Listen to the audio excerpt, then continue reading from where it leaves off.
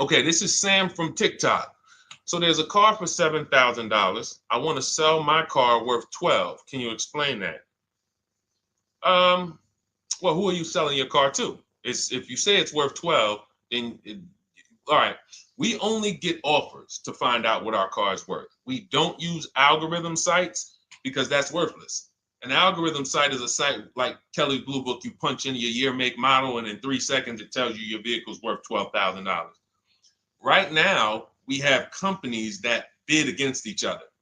And what you want to do is you want to go on your computer, go to CarMax.com, go to Driveway.com, go to Carvana.com, go to AutoNation.com, go to Kelly's Blue Book Instant Cash Offer.com, and go to Car Gurus. All of them will connect you to somebody or some major buyer who pays cash for cars immediately. Literally, quick inspection, drop your check, and you're on to you literally, it's that simple.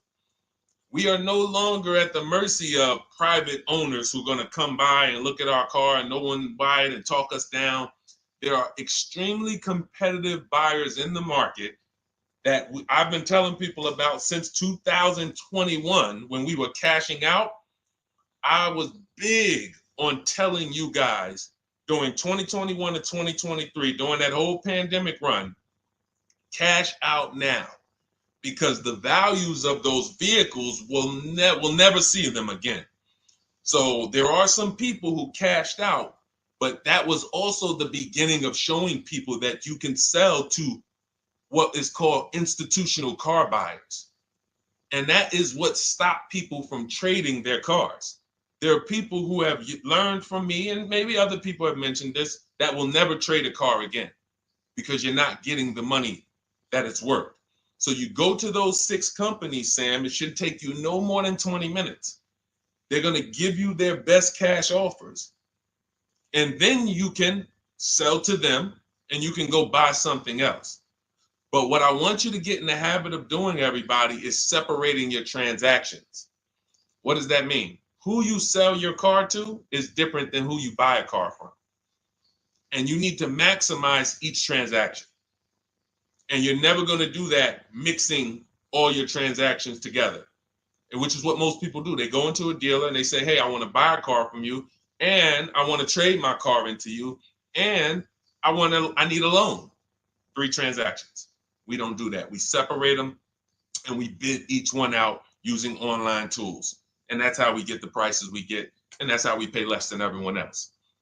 Okay. So the biggest thing, first thing, is go to those 6 websites: CarMax, Driveway, Carvana, KBB, Instant Cash Offer, AutoNation. And all of you who want to find out what your car is really worth, you go to these 6 websites, get your 6 offers, and then you'll find out what your car is really worth. We do not depend on any dealer to tell us what our car is worth at all. Okay? Shoot the next question up, Dolan. And you guys can continue to type your questions. We're bringing them in from all platforms. This is Terrell Taylor. By the way, everything that I'm talking to you guys about is out of my new digital book. It's called Cars from Home, 7 Steps to Saving Time, Money, and Avoiding Dealerships. Some of you may have it. If you have it, shout out to those who have it, and shout out to those who've used it to actually pay less than everyone else. And make sure I want you to be like Tiffany. Send me your deals. Send me your deals. When you get your cars, I want you to actually send me the results. Look, this is, oh no, that's not Tiffany. That's someone else who used the book. Look, used the book, got $175 a month less than her first quotes before she used the book. So send me, but you can get a copy of this book immediately for 75% off. It's normally $97. Go to my TikTok bio. You won't leave the broadcast, and you can have the entire blueprint. If you don't want to try to remember everything I'll be teaching you over the next hour, you can have the blueprint. You won't pay the $75. You'll get the 75% off. And we also have a comment pinned in the comment section for you guys on YouTube and on Facebook, and on Instagram. You go to my bio. So anyway, go get it, because it's only for 30 minutes. After the timer goes off, it's $97. It's still worth every penny. You can Google it. 5-star book. You can see all the people who rated it, all the people who's using it. This isn't a test. to do, but I want you to get it at 75% off. It's better to pay $24 than $97. Okay, Terrell Taylor. So you said, Terrell Taylor on YouTube said, I have $35,000 to $40,000 to buy a truck with. Should I buy a used or a late model new, 2022 to 24? So whenever we're considering a late model used car, this is a model like Terrell said that is 1 to 2 years old. Let me tell you why I don't like shopping for those first. I like to shop for a new price first. Whenever you are buying 1 or 2 year old used vehicles, you have to realize something. How do dealers get used cars? Trade, or they get them off lease, they buy them. When you have not waited 3 years, you're not going to see a lot of used vehicles in that option because most people don't buy a vehicle and then trade it in 2 years. So you're not going to see a lot of 1 and 2 year old used vehicles. I don't like that because when there's not a lot of a vehicle, the people who have that vehicle get to set very high prices that we have nothing to compare it to. And that's a recipe for losing and overpaying. I've had people come to me who are looking like you, and what I say is, I say, okay, shop for a new one first. I'm gonna tell you why. When you shop for a new one first, you get to see what the market value is. So take Sean. I'm showing Sean. Some of you have seen Sean. He got an F-150 Lightning XLT, $73,000 vehicle. Using what we teach and getting bids from home, using the Cars from Home system, he saved $21,000 on a new one. That was his best offer. He got multiple offers because we always get at least 5. So his best offer, he saves $21,000. If he had gone to look for a 1 or 2 year old one of this, he would have never known that the new ones he can save $20,000 off of if he shops right. Now, some vehicles, it might be $7,000 off, $10,000 off, $5,000 off. The point is, until you know what the new market is for a vehicle, you can't shop a 1 or 2 year old one. Because what happens if you shop a 1 year old version of what Sean got and he goes and he pays, he pays 65 for it because he thinks, or let's say 60. Let's say 60. A brand new one, 73. Someone else is charging 60. All right, it's 2 years old. Let me get that one. Not 15 grand off. Problem is, he just overpaid for a vehicle because he could have got a new one for less than he got that 1 or 2 year old one. That's why the recent shoppers, anytime you guys are shopping 1 or 2 year old, you have to shop new first to find out what the market is. Now, in my book, I have my strategies for shopping new online and shopping pre-owned. It's totally different. Pre-owned, you want to go to all the marketplaces. If a vehicle's not on a marketplace, y'all, don't shop. Don't look at it. What does that mean? You ever walk into a used car dealer and you see a used car, but there's no price on it? Type a $ if you've ever experienced this.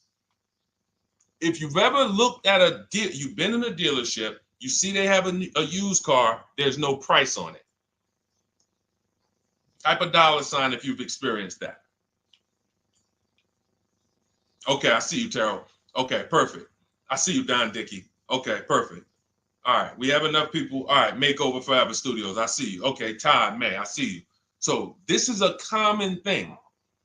When you go and look at that vehicle, the most dangerous thing to do, I see you, Tony, is to negotiate on a car with no price because they can make the price up. When a car is on a marketplace like cars.com, carfax.com, carguru.com, carvana.com, carmax.com, these are all the marketplaces we shop for used cars at once. It's like a big round robin for us. This is how I want you to shop. Now you must be competitive or no one's coming. Now there's some people who try to pull a tactic. They'll list a car for 20. They have no intentions on selling it for 20. But they want you to come in and then they'll charge you more, fees, makeup fees and all of that stuff. That's why we always call beforehand. But we know the power is online. The competition is online. So when you're looking, Terrell, you're either deciding, all right, I'm either going to look for a new vehicle, find out what the market price is for the vehicle I'm looking for and how much I can save. What's my best offer? You need to get at least 5 offers. I'm telling you, it's going to be big differences. You have to prove this to yourself. Call around. If you want to do it manually, you don't have my book, do it manually, call around, speak to sales managers. You are going to see it's going to be a $5,000 to $10,000 difference minimum between all of these dealers' offers, minimum. And so then you want to look at the pre-owned options. Then you look at the pre-owned options. And the pre-owned options will tell you what the market is. And so this is only for you who are looking at recent model cars. If you're not looking at 1 or 2 year old pre-owned, this doesn't matter. But those people have a little bit more budget, and that's okay. That's okay. But when you have a little bit more budget where you can look at a 1 or 2 year old pre-owned car, that means you have a little bit more money to lose if you make a bad decision. So that's what you want to consider, Terrell. Shop for the new ones first, depending on what your budget is, and then look at the pre-owned market and say, all right, where's the pre-owned market? But that 1 or 2 year old, you're not going to have a lot. Until that 3 year cycle comes and dealers can start buying those vehicles back off lease, you're not going to see a lot of vehicles.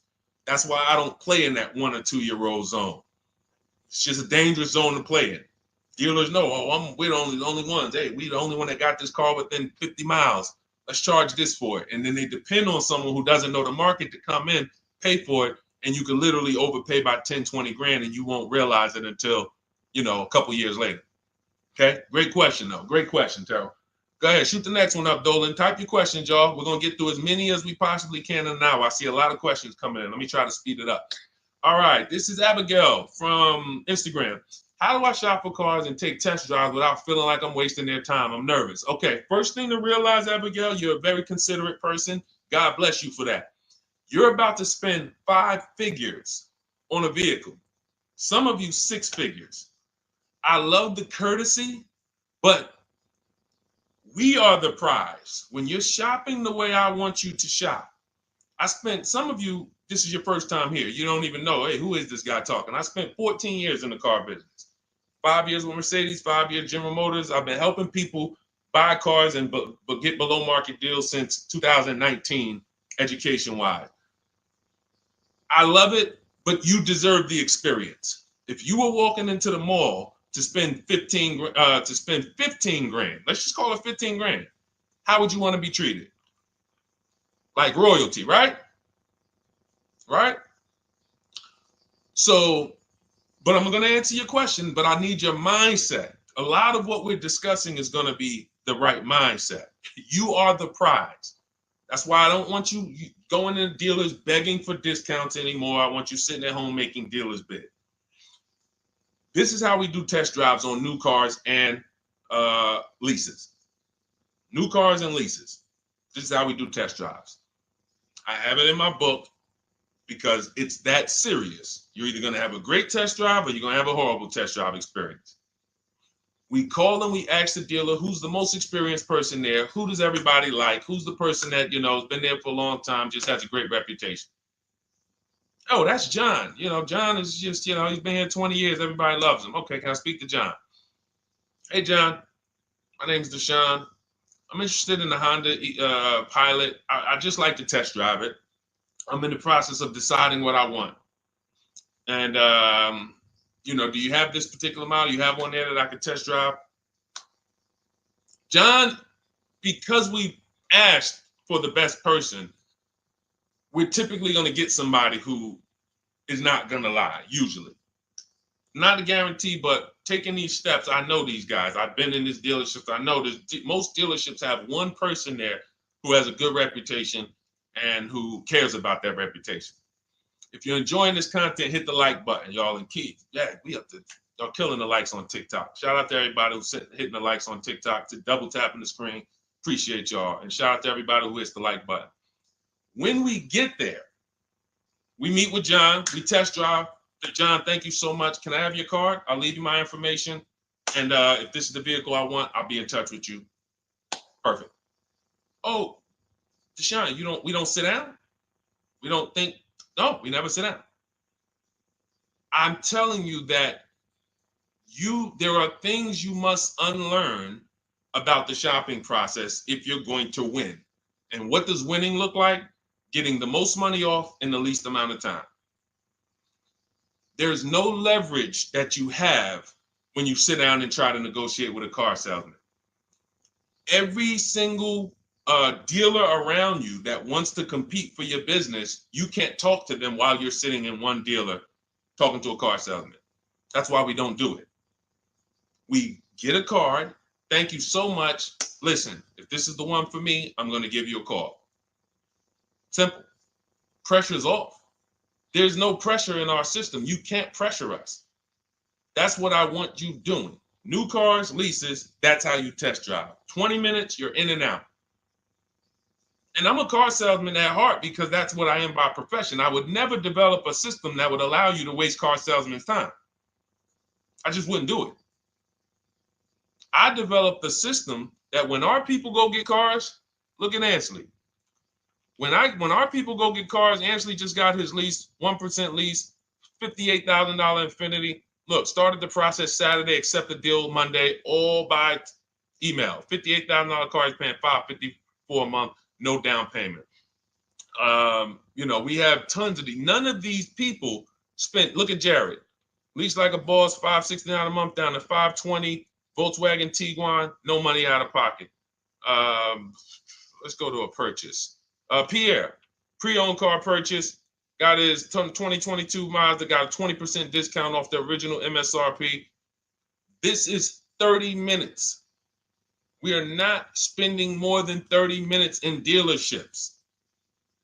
Who doesn't want to spend more time in dealerships? Type me if you're like Deshone. I don't want to be in dealerships that long. You thought you had to be in dealers to save the big money, right? You thought you had to be in dealers to save the big money. I'm showing you as someone who pays less than everyone and who teaches people to pay less than everyone. Look, Kimberly, $20,000 off a Maserati, shopping from home. Because when you can talk to more people at once, the discounts fly off. And you see that all these dealers want to compete. So what you want to do, the best thing you can do to not waste people's time, Abigail, is to shop from home the right way. Because when you shop from home the right way, you realize it's only a few things you need to be in the dealership for. That's your test drive. I just told you how to set it up. With used cars, we do it at the end. But we're only there for a second. In fact, when you go to pick up your car, they're going to tell you, thank you. This was one of the most easiest deals I ever made in my life. Because you came in, you emailed us, you knew what you wanted, you gave us the information we needed, we made you an offer, you knew what you were decisive. We have all these scripts. By the way, in my book, I have all the email scripts. You don't have to even think about what you're going to say. It's literally copy and paste, copy and paste, copy and paste, copy and paste when we're shopping for new cars and leases. With used cars, before I go to the next question, I want to hit on the used car process. Used cars, we must test drive at the end. We can't test drive used cars over here and then go and buy another used car over here. So what we do when we narrow our choices down on all these marketplaces to our top 5 favorite vehicles, we need to verify that there's no bogus fees. When I was shopping for my Infiniti truck, I narrowed it down to 4 vehicles. But I'm going to tell you something that's the most, who's bought a used car in their life? Type the letter U.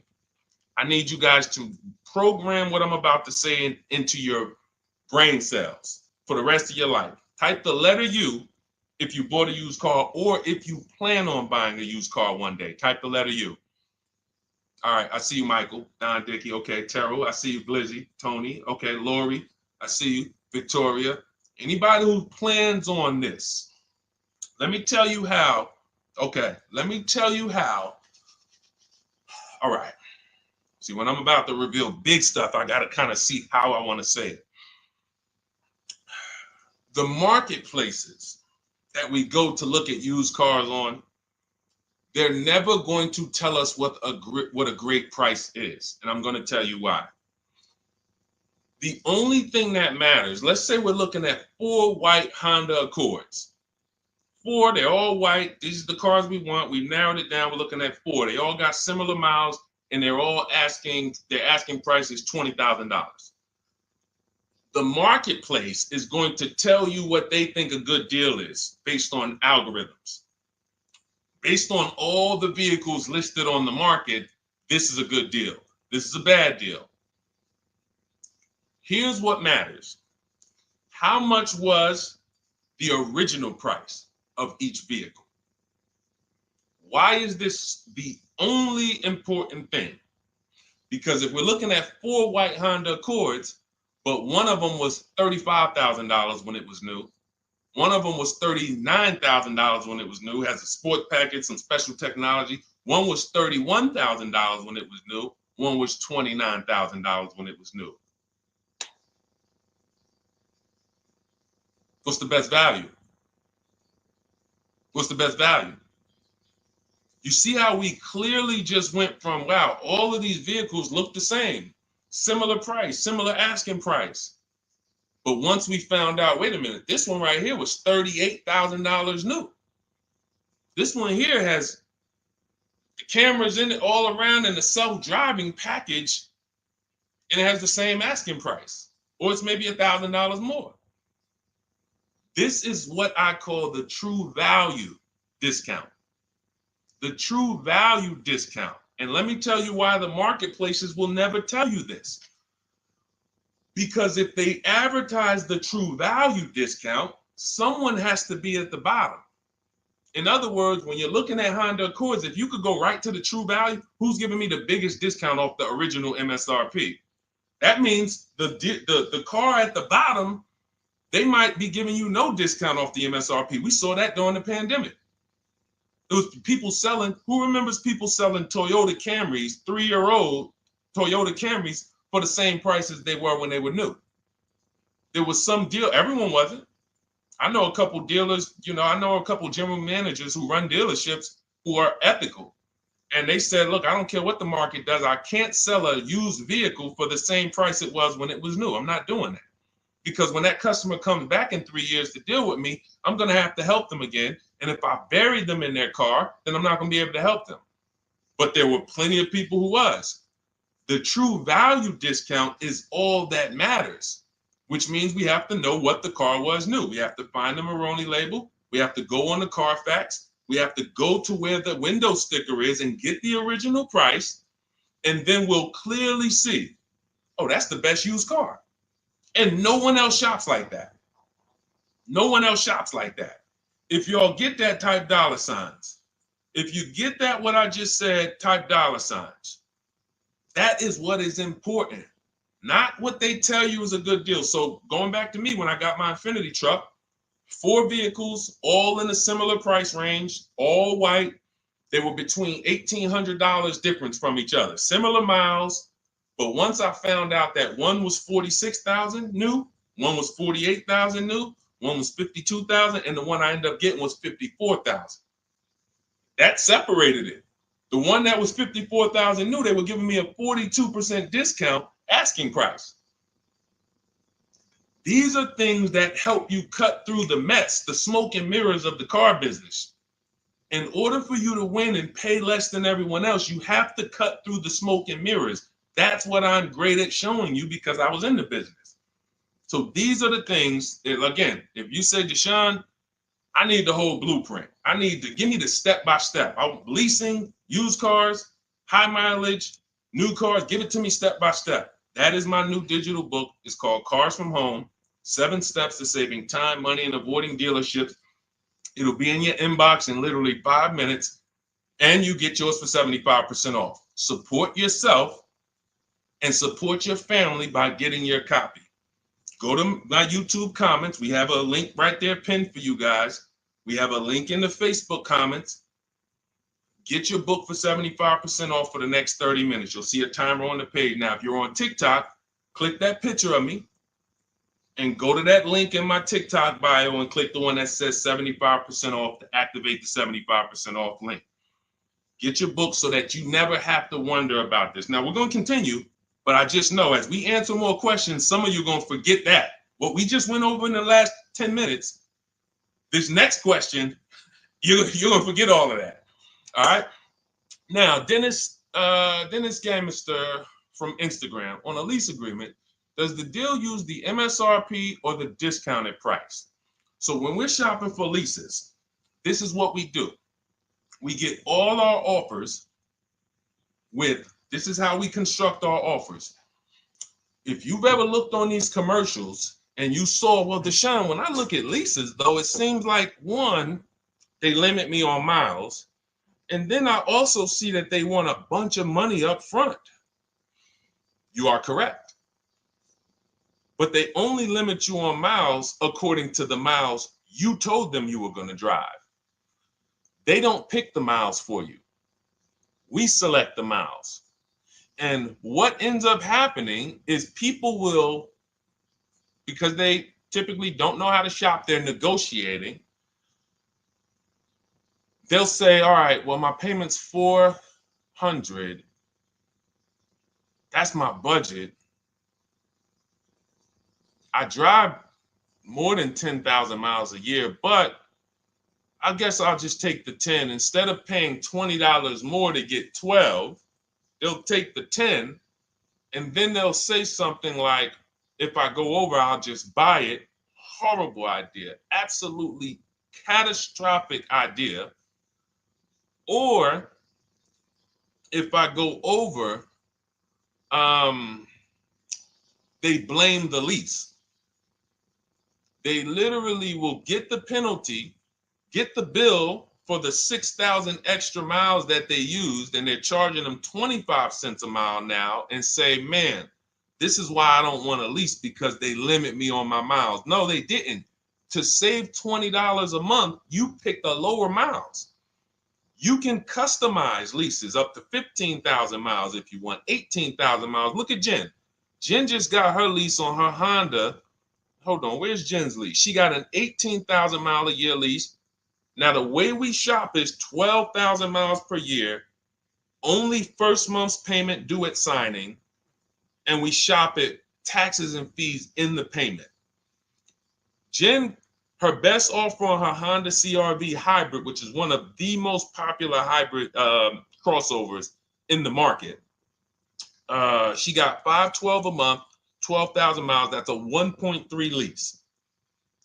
We'll talk about the 1% rule for great lease deals and the 1.5% for overpaying. She gets 1.3. She bumps it up to 18,000 miles per year. But look how much more, y'all. $50. So for $50 more a month, she, instead of driving 12,000 miles, she gets to drive 18,000 miles. And she gets to drive as much as she needs to for $50. Versus her saying, you know, I'm going to take the 12 knowing I don't drive 12, and then I'm going to get penalties and, again, blame the lease. The lease is custom. And the first time I learned about high mileage leases was when I was working at Hyundai. I was a manager at Hyundai for a short period of time. It was a highway dealer. The guy ended up going to jail. It was typical, like, you know, I've worked in some dealers, some phenomenal dealers, but this one was like, if you ever could imagine the prototypical highway scam dealership, I mean, this was it. So I was only there for 6 weeks, but I was a manager, and what I saw was I was taking care of this guy's lease who was just finished with it. He had 72,000 miles on it, and I went out there and I said, wait, you leased this? 72,000 miles? He said, yeah, I always lease now. He said, I used to come in every time I bought a car, my negative equity was ridiculous, $15,000, $10,000. I had to keep writing these big checks. And I just said, you know, let me switch to leasing. A customer taught me about high mileage leasing. That's why when I say car salesmen aren't trained, they're not trained. We learn things by intuitiveness and curiosity, and you know, we're not trained on finance and insurance and leases versus buying, none of that. You know, so anyway, I said, wow. And so I looked at his payment. This guy is only paying like $175 more a month, not even, to drive 25,000 miles a year. So if a normal Hyundai lease was $299, he's paying $450, $475, and he's driving 25,000 miles a year. Boom, drops it off, Boom. No negative equity, none of the trash that most high mileage drivers are dealing with. So when we are shopping for a lease, we have to shop with our template. Whenever you're getting your lease quotes, it's 12,000 miles a year, first month's payment only due at signing, taxes and fees in the payment. Assume tier 1. That's what we blast out. In my book, I have something called the 25 to 5 strategy. We connect with 25 dealers online. You use my email scripts, copy and paste. We're going to get 5 offers. This will take you. You saw Ansley. He said, I started it Saturday. By Monday, I accepted a deal. This doesn't matter. This is a 24, 48-hour turnaround to start getting offers on these vehicles. Now, once we're looking at offers, we take the MSRP. We take the monthly payment. We divide it into the MSRP. So let's just say we're shopping for a vehicle. It's $40,000. One of our offers is $400 a month. $400 a month. No money due at signing, just $400. We drive off. We divide that into the MSRP, not the selling price, the MSRP. So now we divide that into 40,000. We can see and we multiply by 100. That's a 1% lease. The 1% lease rule has been around for the last 20, 30 years. If you could lease a vehicle and the offers is under 1% of the MSRP, it's a steal. Great value. Because a $40,000 vehicle with no money down to buy would cost probably $800 a month on a 5-year loan. So it's incredible value. It's a steal. You don't have to worry, am I overpaying? Nowhere near. You're still in the vehicle. And we have some people who shop from home using the car. If you're Deshone, do those deals really exist? If you're on YouTube or Facebook, you can see right now. Look, Greg got a 1% lease on his Kia EV6 Win, $527 a month, $56,000 vehicle.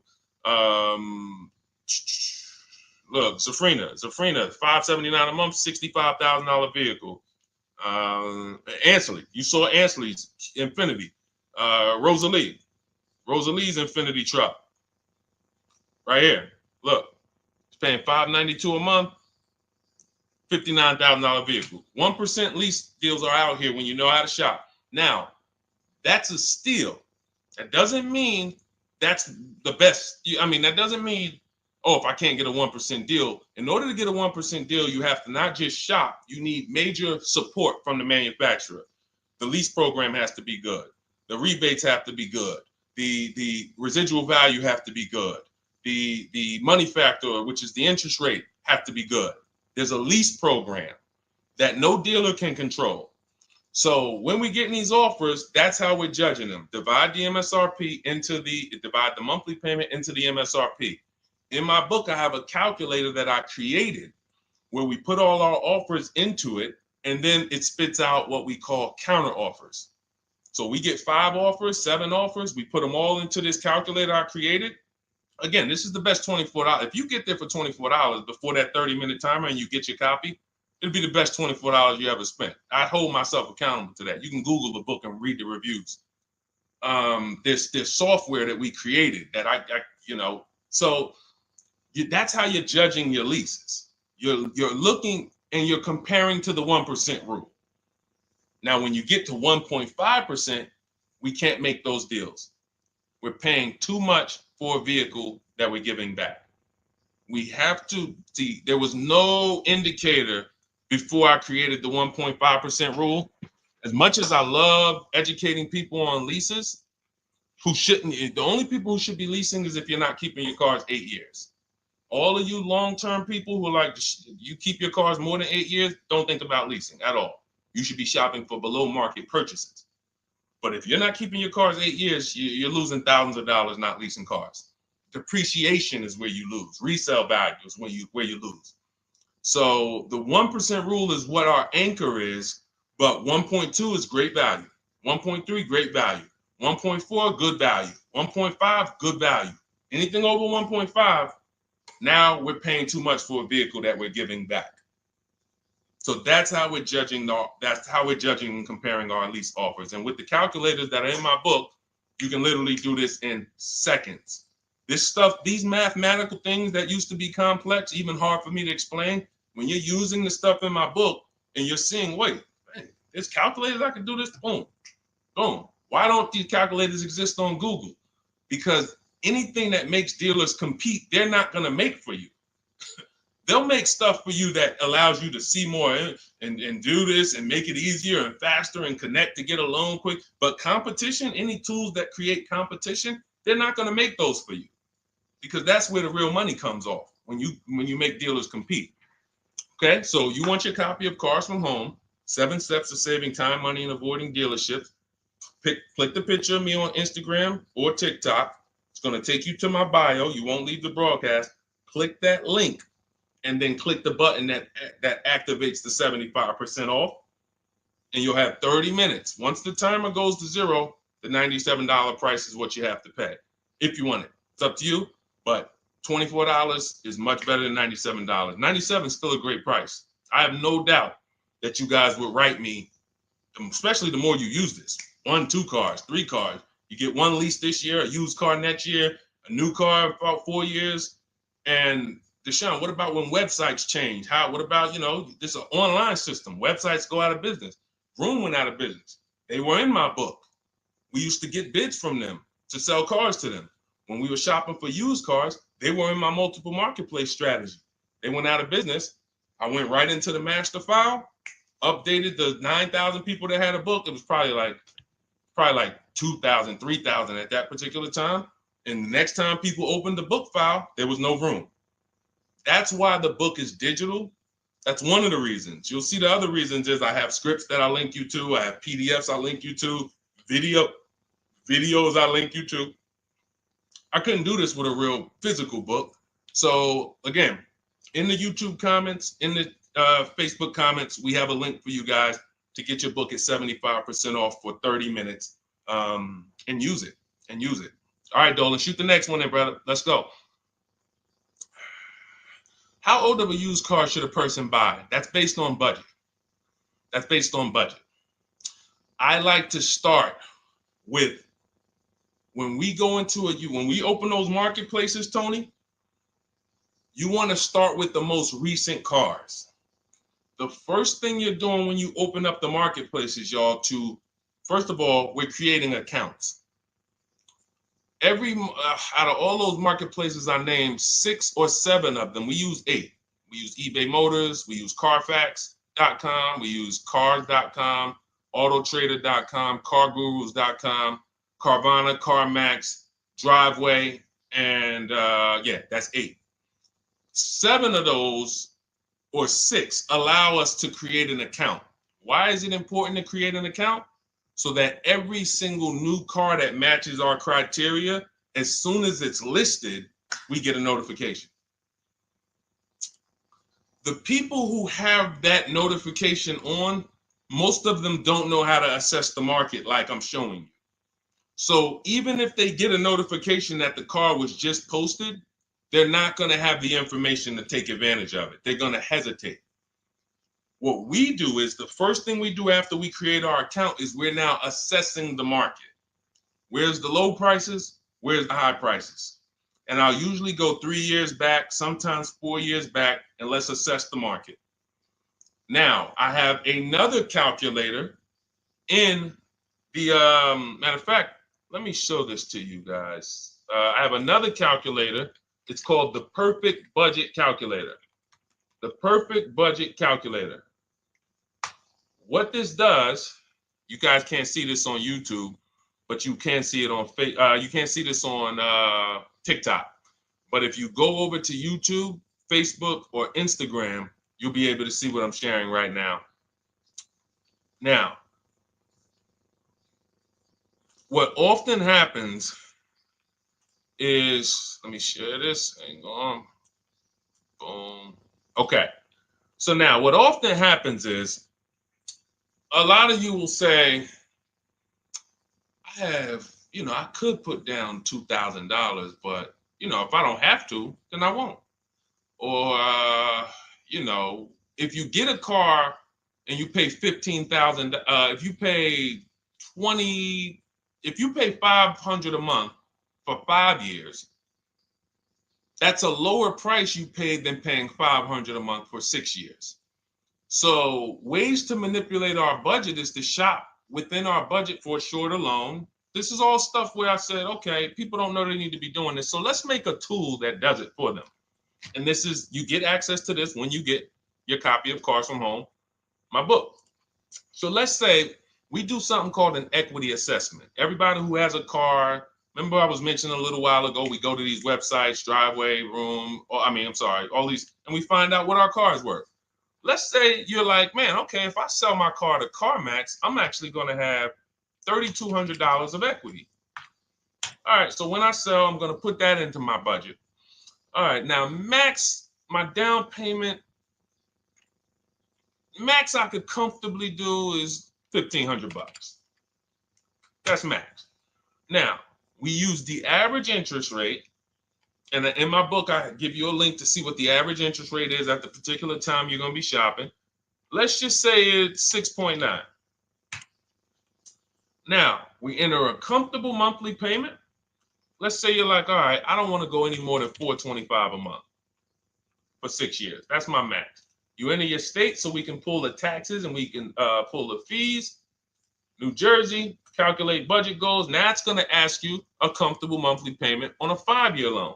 You might say, all right, same thing. I still don't want to go over 425 no matter what. Perfect. What this does is create multiple goals. And it creates multiple goals. It creates a starting point. Now, if you find a car at this price, $18,776 or less, you can do a 5-year loan, use none of your equity, so this will go in your bank, and use none of your down payment. Now, next goal may be, okay, $22,000 or less. 6-year loan, no equity, no down payment. So the first two goals are no money down goals.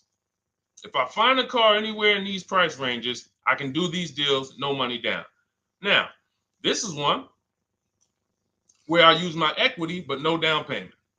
Goal number 4, I use my equity for a 6-year loan, no down payment. Now, goal number 5. Now you can see the price of the car is getting higher. Use equity, use my use equity and down payment, but it's 5-year loan. And then here is your max budget. Your max budget, which is fine. There's nothing wrong with if you find a vehicle that, once you use this and you find the best price vehicle, as long as you are under this number, you are fine. The problem is when you go over that number. The problem is when you go over budget. All of these goals are your budget. So when I got my Infiniti truck, I got my goal out. It was my fourth goal. Now, this is how you make sure when you go out to shop, and look at the top. What does it say? You select your state determines the sales tax, will factor it in, give you precise figures. Now, you'll notice, what about the fees, Deshone? Don't all these cars charge fees? We've already factored in the taxes, and we've added $1,000 for fees. What is $1,000? The documentation fee and the motor vehicle fees. It's all in there. So you can go out and know that's my max budget. I cannot buy a vehicle, make a deal on a vehicle where my purchase price is more than $26,729. That's the perfect budget calculator. So there are certain things that I had to create. No one does them. Everything that I was referring you guys to, all the websites, I was doing this, and there was some things where I couldn't refer you to anything because it doesn't exist. We had to build it. So this is how we make sure we are shopping, whether it be for new cars, used cars, below our budget. And that's not how you make, but here's the thing. I need you, before we go to the next question, I need you to understand something. That doesn't make sure you pay below market price. You have to combine this with getting bids, because you can be within your budget and pay over market value. There's 3 types of prices you can pay for a car, whether it's a new car, used car, or lease. Did you pay market value? That's what everyone's paying. Average. Did you pay over market value? Our only deals we make are below market value. And the way that happens is through bidding and creating a marketplace around you where all these people are competing for your business. That is how you combine that with the budget. This will keep you below your budget, but it does not guarantee. If I gave this to you, all of you would be like, this is great. I'm never going to go over my budget again. But it does not, until you combine that with getting bids for whatever you're looking for, you still run the risk of overpaying, even if you're under budget. Okay? Clear? Type $ if you're all clear before we move to the next question. And there's no way for us to do this manually. If there was a way that you could do this manually, trust me, I would have told y'all to saw me make a video about it all day on my social media. There was just no way. We had to build software. And you know, in my book, you guys will have access to at least 5 calculators for counter offers for new cars, true value discounts when you put the new price you put the original new price of the used car deal, whatever used car you're buying, you put the new car price in, and then you put in the asking price, and it tells you the true value discount, perfect budget calculator. We have at least 5 softwares that I've custom built, and you know, to make sure you guys get great value. So again, you know, I didn't want to be the person who said, you know, you guys know, there's plenty of people who be like, man, the value I'm giving you guys, I'm gonna charge $2.99 for the book, whatever. The people who pay, they'll save the money. And the people who pay, there'll be some people, because some people are gonna pay, they just see value. Poor people look at cost. Wealthy people look at value. People who are into financial literacy they don't ask themselves, how much does that cost? They ask themselves, what's the value I'm getting from that?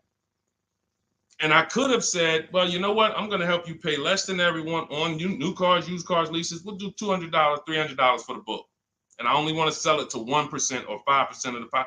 But at the end of the day, my mission is to help as many people want to be helped.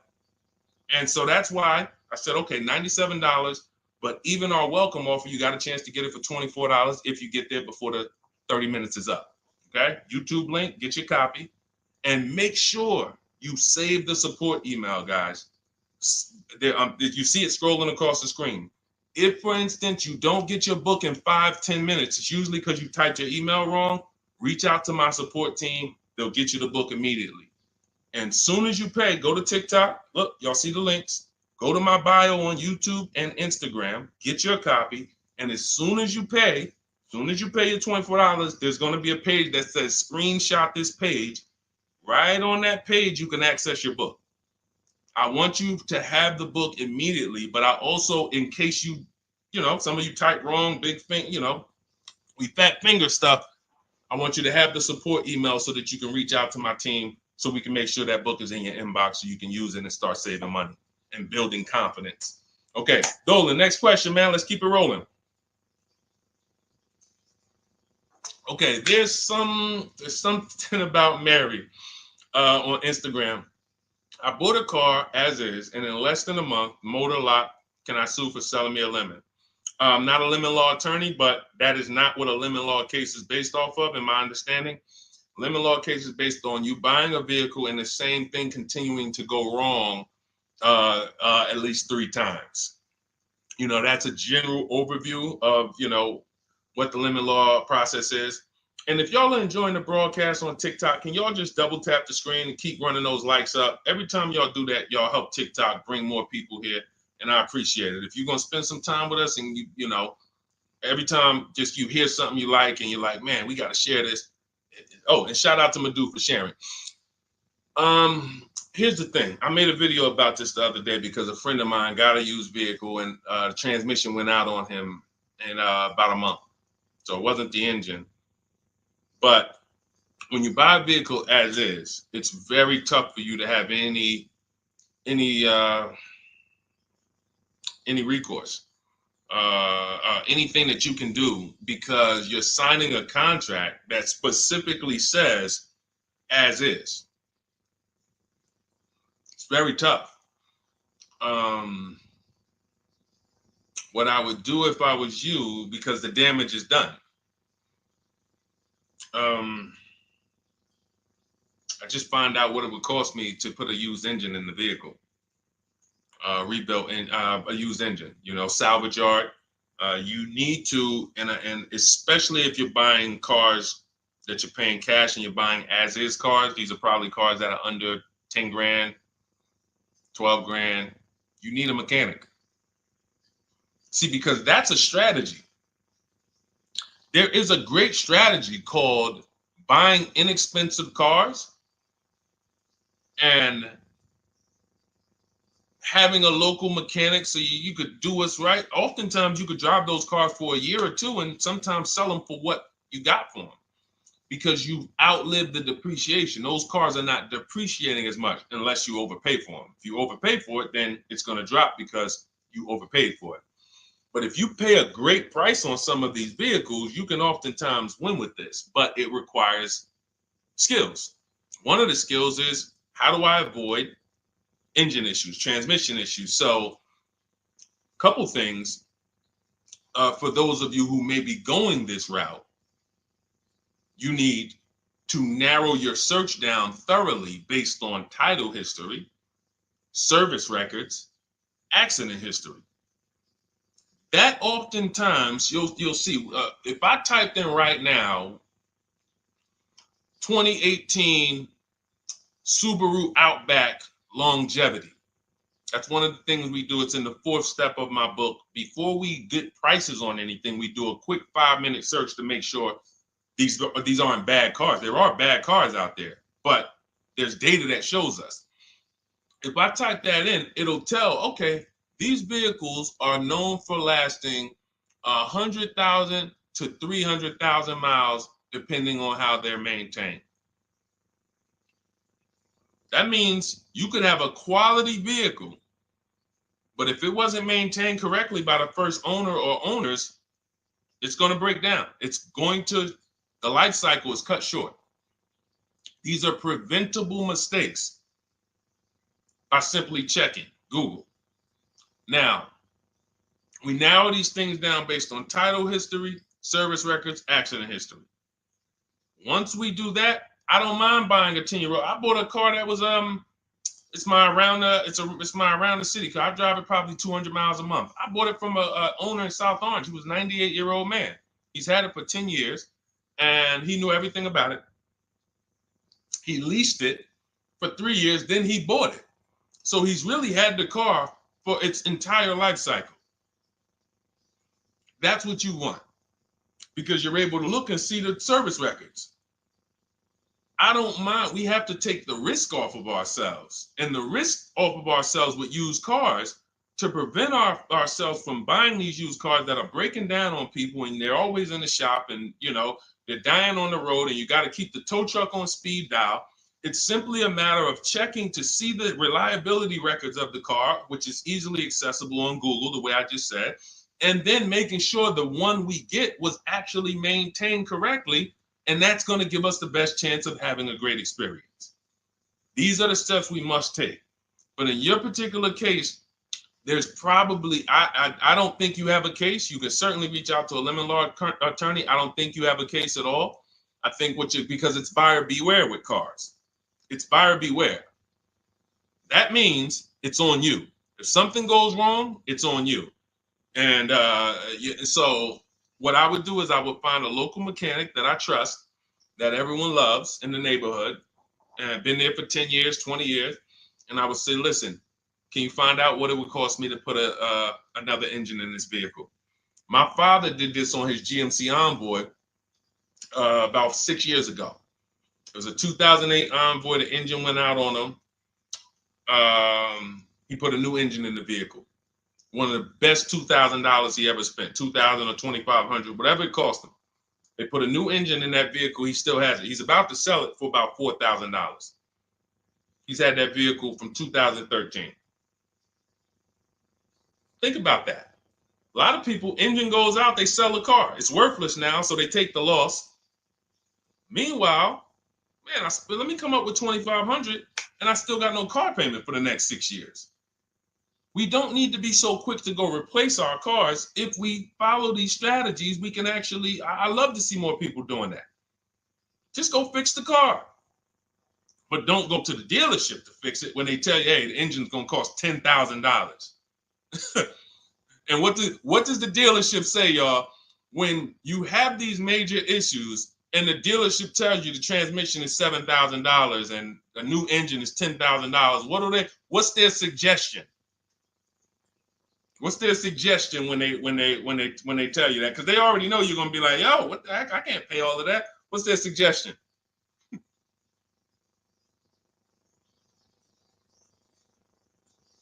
Let's see, let me give y'all some time to type. I just want y'all to know, like, this is how the system works. So I know somebody, look, thank you, Jay June. Trade it in. Thank you. You see how we can, oh, look, NY Anderson, buy a new one. So what they do is, exactly, Victoria, they're going to suggest a new vehicle. So if we know, now watch this, as your vehicle is worthless, you don't have any opportunity to put it on a competitive market to see, well, how much would somebody pay for that? They've already assessed the value and they want to structure your deal, have you take that major loss for that engine. They're going to put the engine in for a lot less than that and they're going to resell it, and now they sold you another car. When you could have just literally went to a mechanic, got a rebuilt or got a used engine, put in that vehicle, cost you $2,500, maybe $2,000, and literally you're on the road for another couple years with no car payment, keeping money in your household versus now I'm in another $400 a month payment. Okay? This is what it's about. And if you're like Deshone, well, I don't want to keep a car that long. We talked about you earlier. You shouldn't be buying cars. Because the keepers on here who keep cars 8 years, 10 years, who has a car they've had in their driveway for more than 8 years? Type the number of years. I want to explain something we're going to help a couple people learn a lesson here about themselves, because they're going to be like, they're going to realize they're not keepers. Look, look, we need to show people, because some people think, oh, I keep my cars a long time. I keep them about 6-7 years. We need to show that that's not a long time in the world of cars and depreciation. So Michael, 15 years. Michael got a car that he's had for 15 years. Let's go. Type the number of years you've had it if it's more than 8. Look, Vancia, 11 years. Let's see. See, a lot of people don't keep their cars. Look, NY Anderson said, I drove my last car 14 years. All right, Connie, 15 years. She has a 2004 Chevrolet. Tony on Facebook, 2006. Now, watch this, y'all. If you ask me, Deshone, what's the way to get the most money out of a vehicle? It's to do what they're doing. Tanaya, 9 years. No, Renata, not less than 8. Not less than 8. We're trying to put you into a different we're trying to help you see the category you should be in. Look, 9 years. Donna, 15 years. What's so important for y'all to see about these people is that they have beat depreciation. And that means whatever their vehicles are worth today, a year from now, they're going to be worth about the same. If their vehicles are worth $4,000 today, a year from now, they'll be able to still sell it for about $4,000. But the thing is, they're trying to get the most money out of it because the cost of replacement is expensive compared to what they're doing. No matter how much they got to pay to keep those vehicles on the road every year, a little couple $100, maintenance, whatever, it's nothing compared to going and getting a new car and bringing hundreds of dollars a month or thousands of dollars in the form of cash out of our household. And everyone's not going to do that. And that's okay. You should not be buying cars. You should be shopping for below market leases. Because again, there's 2 ways to save money. Do what the keepers do. You just saw all the keepers. We shouted out all of them. And the other way is to go in and not tie money up in the vehicles in the first place. When you look at somebody like Danielle, she's driving a $44,000 Audi, 2024 Audi A3. That vehicle is $800 a month to buy, no money down. $800 a month for 5 years, maybe $700 a month for 6 years. She's paying $550 a month. She didn't tie up the money in the first place. That's the name of the game with leasing. Bonita on her Telluride. This is also to show you it doesn't matter what the market does. The market could be up or down. We're going to pay less than everyone. This is Bonita. She got a Kia Telluride during the pandemic when everybody was paying ridiculous prices. That's why I show her 2022. Look at the date. She said, I'm driving my dream vehicle, $600 a month. People were leasing. And I know if somebody watching this and they're like, if you leased a Kia Telluride during the pandemic, you are not paying what she's paying with no money down. I know it. I know it. People were DMing me, Deshone, I want a Telluride. They want $900 a month for them. I know people weren't paying $600 a month, but she came in, used our bidding system, used the same strategies you're going to have access to in my digital book. She got $600 a month from home without being in a dealership. Her dream vehicle. This is how you win. You're either going to not tie up your money in vehicles, you're going to drive new vehicles that don't have problems because they're always under warranty and you're paying cents on the dollar compared to people purchasing, or you're going to be a keeper like Michael and like Donna and like the people who said, okay, I'm keeping my vehicle this long. That's why in my book, it's 7 steps. But the first step is to ask yourself how many years you're keeping your next vehicle. That is the first question I would ask you if you and I were shopping together. My first question to you would be, Michael, how many years you want to keep the next vehicle? 8 or more or less than that? If you said to me, Deshone, I'm going to keep it at least 8. All right, let's go for the purchase. New or used, depending on budget, but we're purchasing. We need to find a below market purchase. If you said, Deshone, I'm 6 years max. I can't see myself keeping a car more than 6 years. All right, we're going to shop for a below market lease. Because the money you're going to spend in a below market lease, when you get these below market lease deals, not commercial leases, not what you see on advertisements. Those are ridiculous prices. We don't pay those prices. None of these people that you see, Greg, Charles on his Palisade, none of these are advertisements. They're thousands less. But when you're putting money in the cars and you're driving brand new cars, this is how it was for me when I was 22. This started for me at 22. I was working for Pontiac and I leased a brand new Pontiac G6. It was $256 a month. $256 a month. It was like a $21,000 vehicle. Same time, I had a friend of mine. She got a I don't want to say it because she might be watching this, and this is no shot at her. I didn't understand enough to teach her back then because I was new in the business. She went and she bought, let's call it a Honda Civic. Now my car was bigger because the G6 was a mid-size vehicle. The Honda Civic is a compact vehicle, but she bought it. $20,000 vehicle, 22, whatever it was at the time, paying almost $500 a month. Like that's a $500 payment. That's what it is. So my young household, I got a newborn daughter. I got a new car I'm paying $256 a month for. Same time, it's got families around me. They're in their 20s, but they're paying $500 a month. This is what showed me, wait, something's going on. And I never stopped.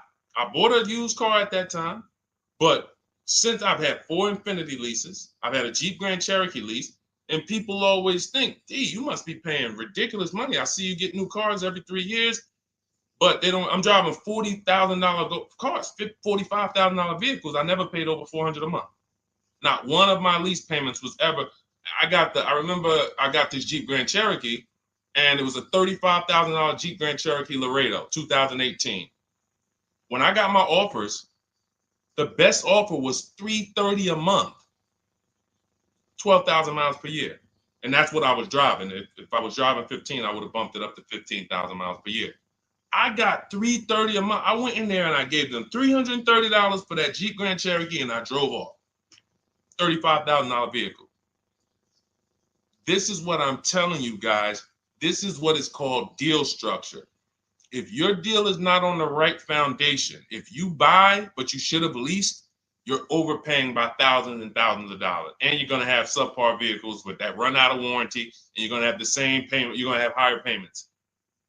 I need you out of these two categories. I need you in one of these two categories. I'm either going to keep my vehicle long enough to beat depreciation, 8 years or more, or I'm shopping for a below market lease. I'm not going to be stuck in the middle no more, buying vehicles and then selling them while they still have a loan on them, negative equity and all of this stuff. This is paramount. Okay, the buying versus leasing thing. I need most of you to put this to bed today.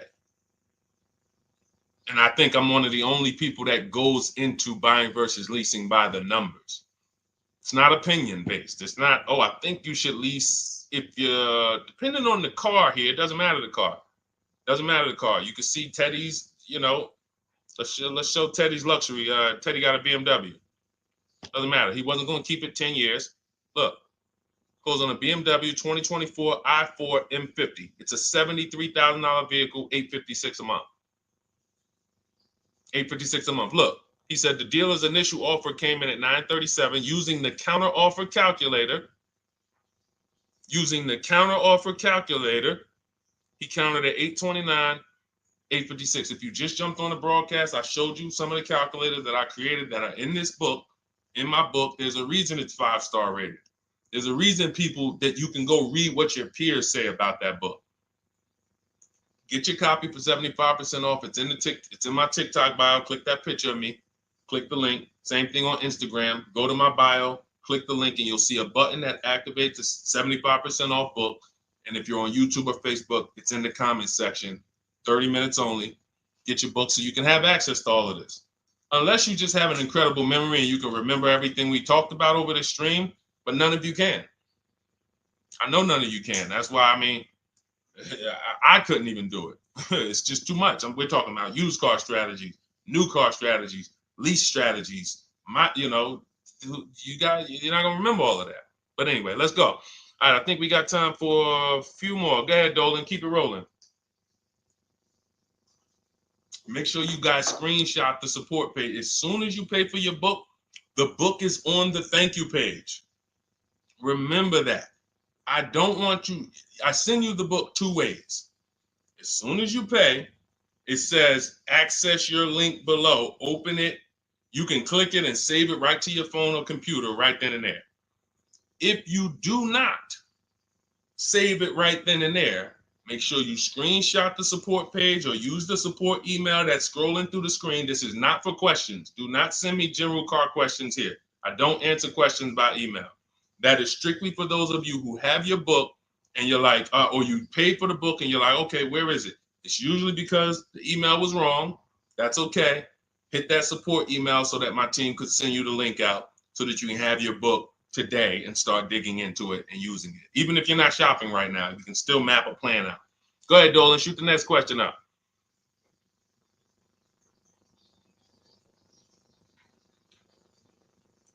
All right, this is Victoria from TikTok. Any tips for how I can get the highest trade-in value for my existing vehicle? Of course, bids.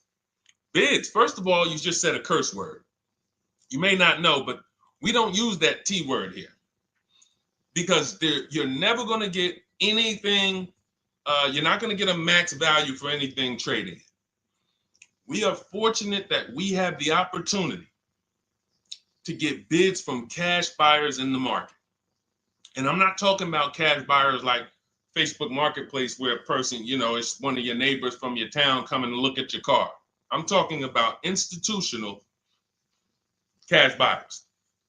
People who cut a check instantly and, they do an inspection.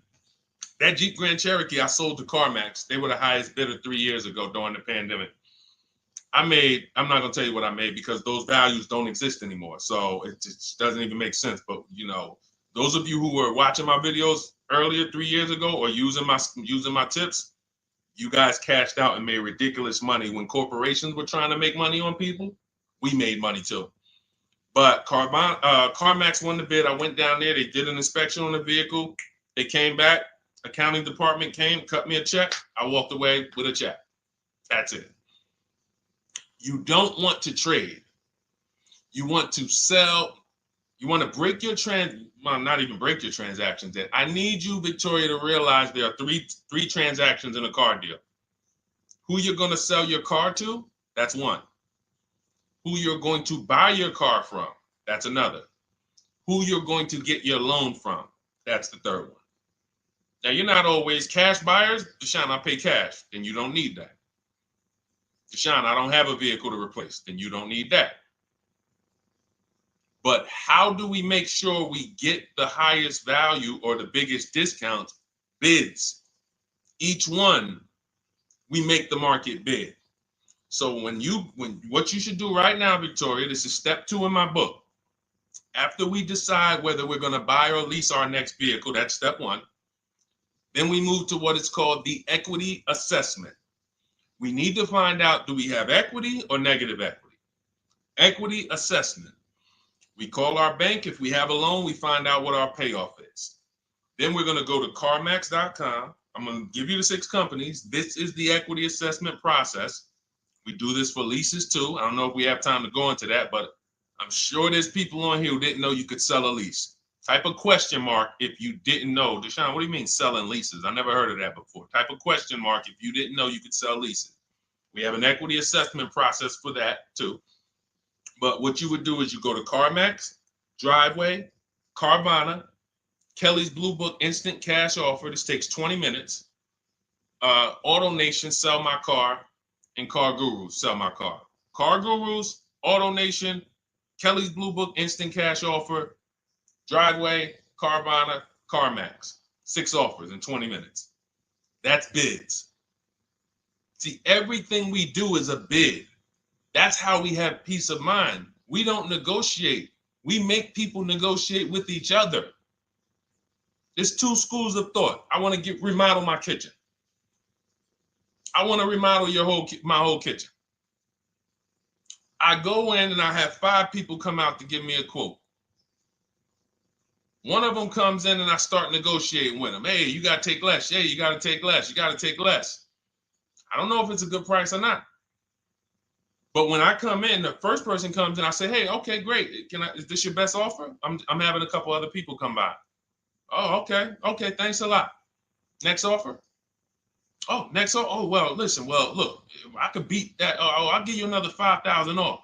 They're competing against each other. When someone knows you are shopping their competition, you're making them compete with each other. They're negotiating with each other, not with you. That's a bar. Type of exclamation point if you got that. When people know you're making them compete with their competition, they're negotiating with their competition, not with you. That's the power of bidding. That's why we got grandmothers and single mothers that can come in and do this. That's why we got people who can come in and do this. You know, how are people getting these prices? Not negotiating, because they're making people negotiate with each other to earn their business. They're making banks negotiate with each other to earn their business. It's a beautiful thing. Banks and dealerships depend on you not making them compete. They want to negotiate with you and try to make you imagine and make you think, well, that's the bottom. That's the bottom. And you think that's the bottom, but that's only their bottom. Their competition's bottom is different. Their competition's best interest rate is different. Their competition's best discount is different. And why is what we do so easy? Because we're right here in our houses. That's why our entire system, our company, my book, our mindset is called Cars from Home. Cars from Home. It encompasses everything we do. Cars from Home. So that's what you do, Victoria. First thing you do is you go to those 6 websites, get your 6 cash offers, and that's going to be higher than any dealer you would ever consider trading the car to. Guaranteed. And this also allows us to eliminate the fake emails we get. All of this stuff is computer generated. I know you guys get these emails. Hey, Deuce, great news. We need your 2016 Kia Optima. We have a customer looking for it. We'll pay you $2,000 over MSRP. Who's gotten those emails? We'll pay you $2,000 over Kelly's Blue Book. Who's gotten those emails? Deuce, the list is CarMax, Carvana, KBB Instant Cash Offer, Driveway, Auto Nation, and Car Gurus. Car Gurus. That's step 2 in my book, the equity assessment process. This is stuff we do before we start shopping. Decide whether we buy or lease is step 1.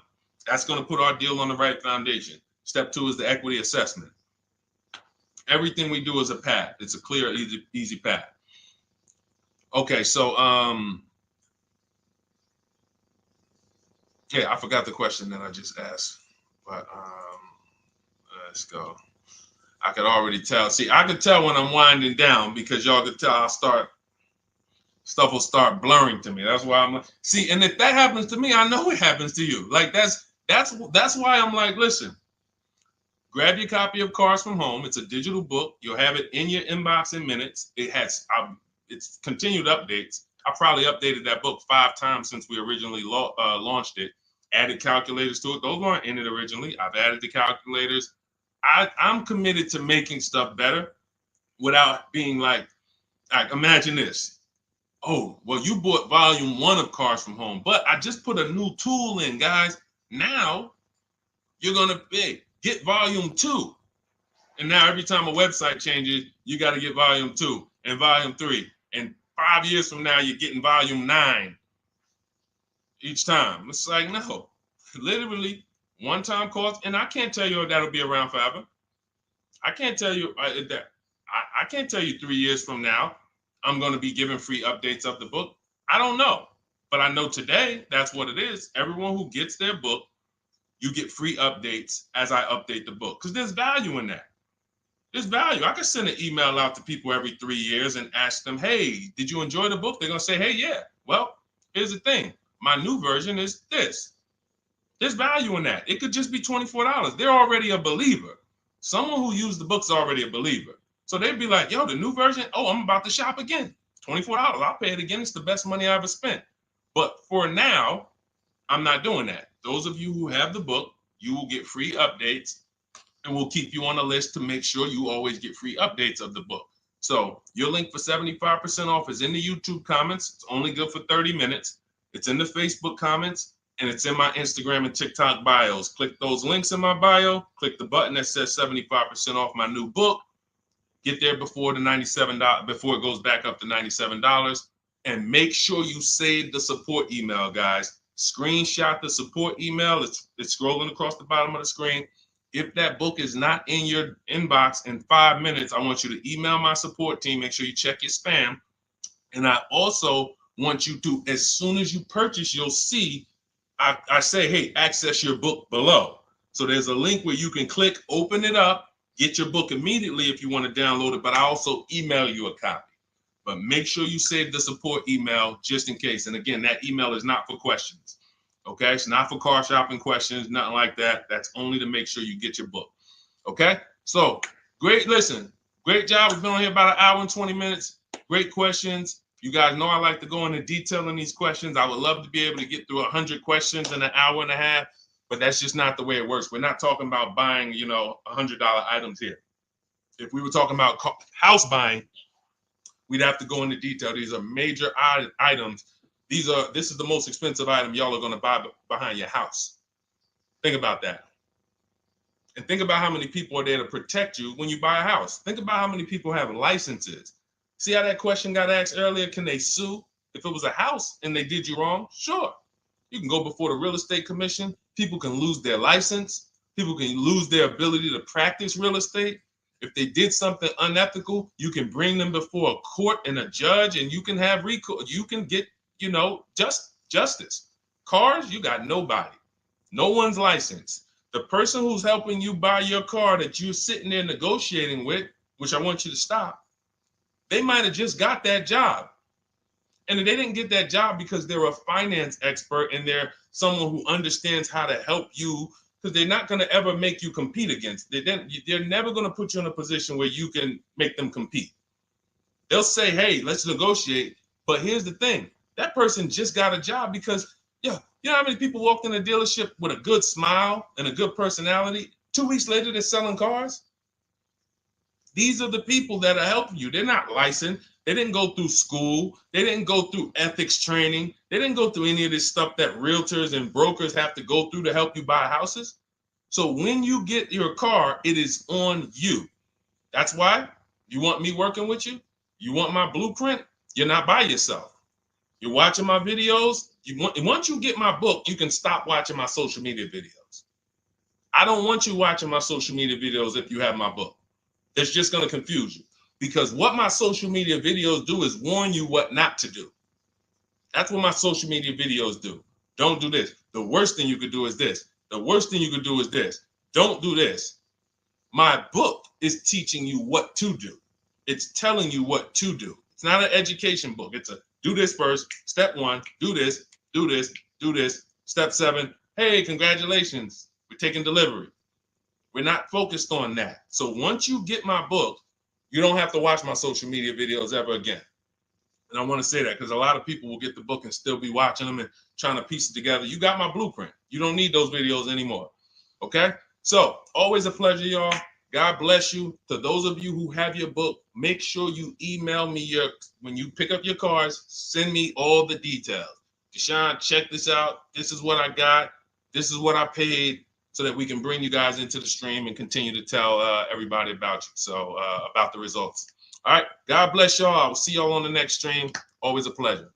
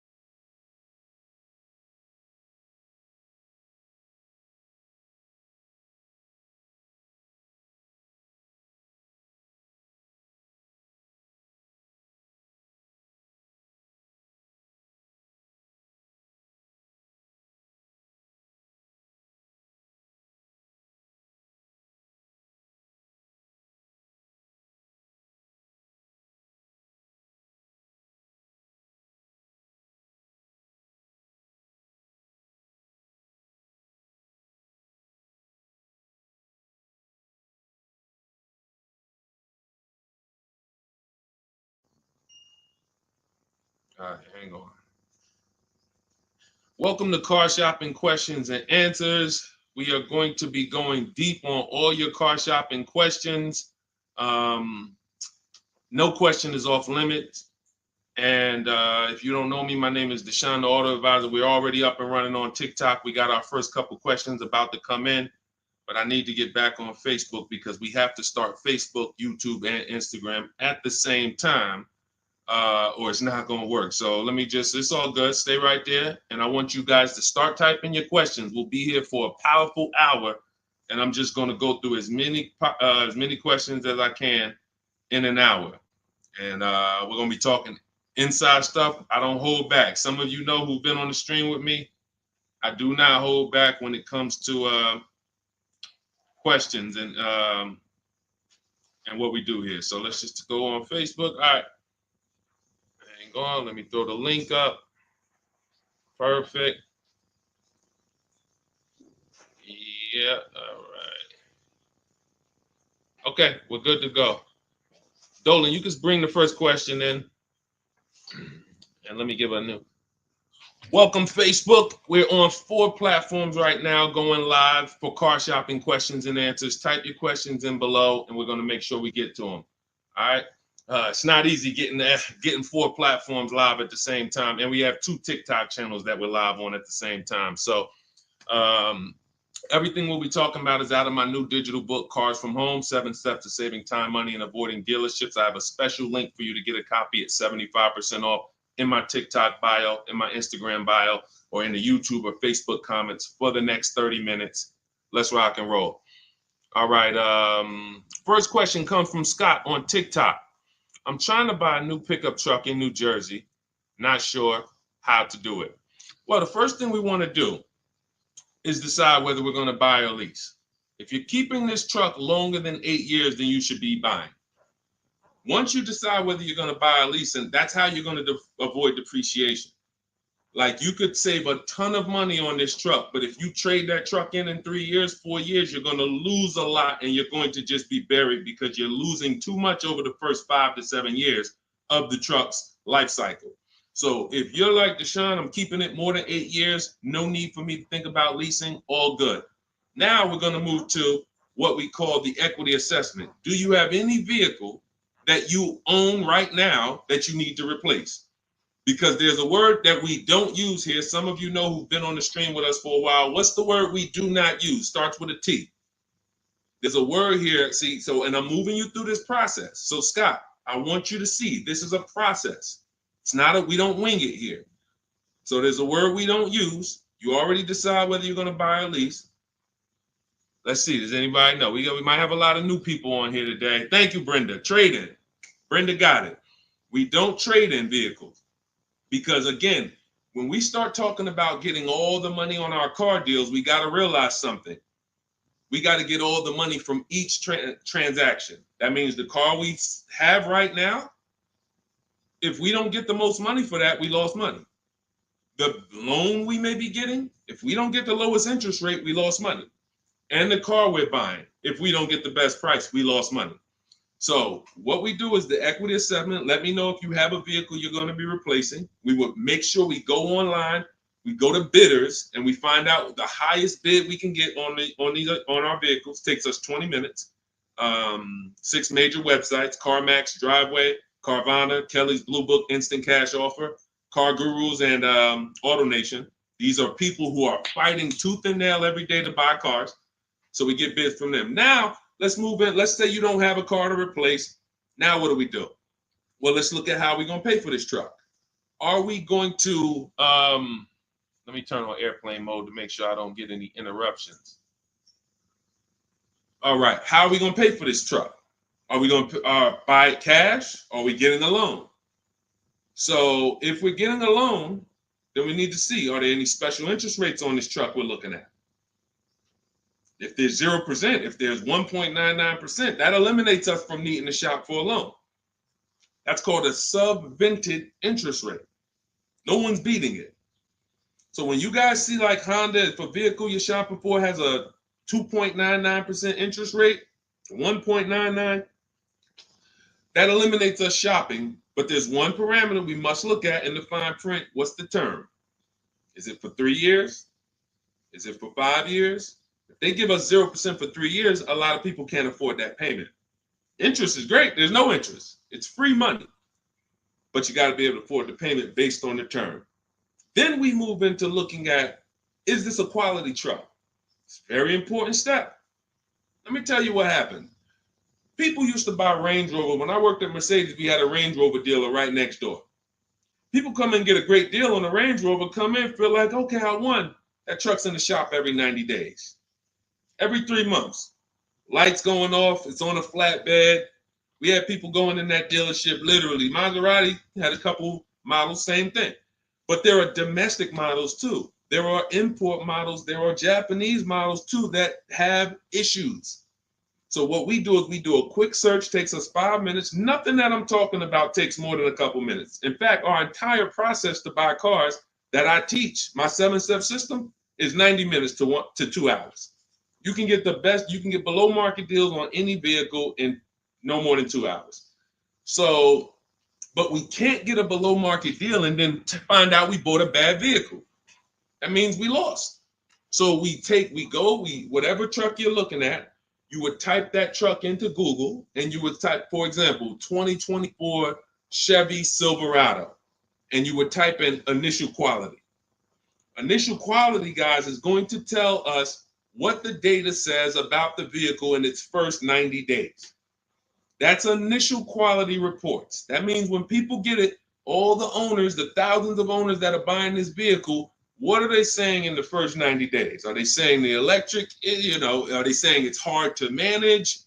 It's too complex, there's issues. Initial quality we look at and we skim Google to see if we see any red flag articles. Then we switch initial quality to reliability. Reliability is what are people saying the first 3 years? Does this vehicle have a history in the first 3 years of having issues? Maserati owners who was buying these Ghiblis and buying things back in the day, the Quattroportes that were having issues, they would have saw that. And they would have made a decision not to buy those vehicles. These things, this 5-minute exercise prevents you from nightmare ownership experiences. Paying less than everyone is one part of this deal, guys, of what I want you to get. That's one part of it. Getting a quality vehicle is the other side. And you can't have one without the other. Great price, not a quality vehicle, we lost. Quality vehicle, we paid market value or above market value, we lost. So we need to get both. So then once we find out, okay, the vehicle I'm looking for, it has great marks, there's no red flags, now we move into getting offers. And very simple, we get offers right from home. That's why everything I teach is called Cars from Home. Cars from Home. It's a mindset and it's also a process. We sit down here and we contact dealers online. I have something in my book called the 25 to 5 strategy. That means we're connecting with 25 dealers in 20 minutes and we're going to get 5 offers. It is important that you must get 5 offers because 4 of them are going to be overpriced. I can guarantee you that. Right now I've worked with 2,200 people personally around the country, and we have about 9,000, approaching 10,000 people that have my digital book, Cars from Home, in their hand in the last 4 months. So when we look at the data, not to mention I shop myself, you know what I'm saying? I've used this. I know you may think every dealer has the same price. They're all different. They're all different. That's why your best deal, and pay attention to what I'm about to say. In fact, hit the share button if you're locked in.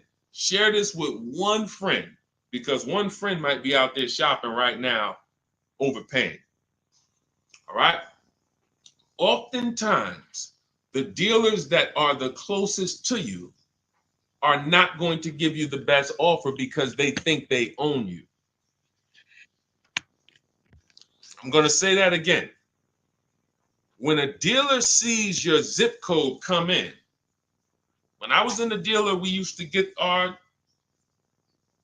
we call them leads. Anyone in sales, you know the term leads. When we see that the zip code is a zip code that is right here, 5 minutes away, 10 minutes away, 20 minutes away, there's a mindset there that this person is not going to shop. So they're not going to give you your best offer in many cases. What you're going to get is an overpriced offer, and you won't see it until you learn to speak to dealers that are a little further away from you. Now, if you're doing it my way, you're using my book, you get your copy for 75% off. You won't pay the $97 price. I have email scripts in there. We don't talk. You use these email scripts when you're buying new cars and leases. We have a different process for used cars, but we still don't talk. You have to, and what's happening is you're going to see that sometimes the offers that come from 45 minutes away, an hour away, are your best offer because they're trying to take business from their competition. Some of these smaller dealers as well who don't have the foot traffic, they're not getting 100 people coming in on a weekend. They have to depend on strategically winning business. They're using the internet to reach out and connect with people that are far away from them, and they're beating their competition. But if you're programmed to go right into your local dealer, you're never going to get their prices. Type a $ if y'all are following. Type a $ if you're following what I'm saying right now. Type a $ if you're locked in right now. Type a $ if you care about your money and you're like, you know what? We're going to unlearn all the things that we were programmed to do. I'm going to tell you here's how we know we were programmed. And if I wasn't in the car business, I'd be just like y'all. That's why it's my mission to teach. You know how we know we were programmed? We never learned to buy cars. We were indoctrinated in a way of buying cars. We didn't consciously make a decision, approached it and said, this is how I'm going to buy cars. We were indoctrinated into how people buy cars, and that's what makes the dealer principals in these dealer groups, Fortune 500 companies that trade on Wall Street and make billions of dollars, because they have a predictable way that they serve the customer. It's not for the customer's benefit, it's for profit. So when you start doing this, and Scott, I just gave you the first 5 steps of our process. When you start doing this, you're going to see that the same people who you thought really liked you, Charlie down at the dealership that he sold cars to you, your parents.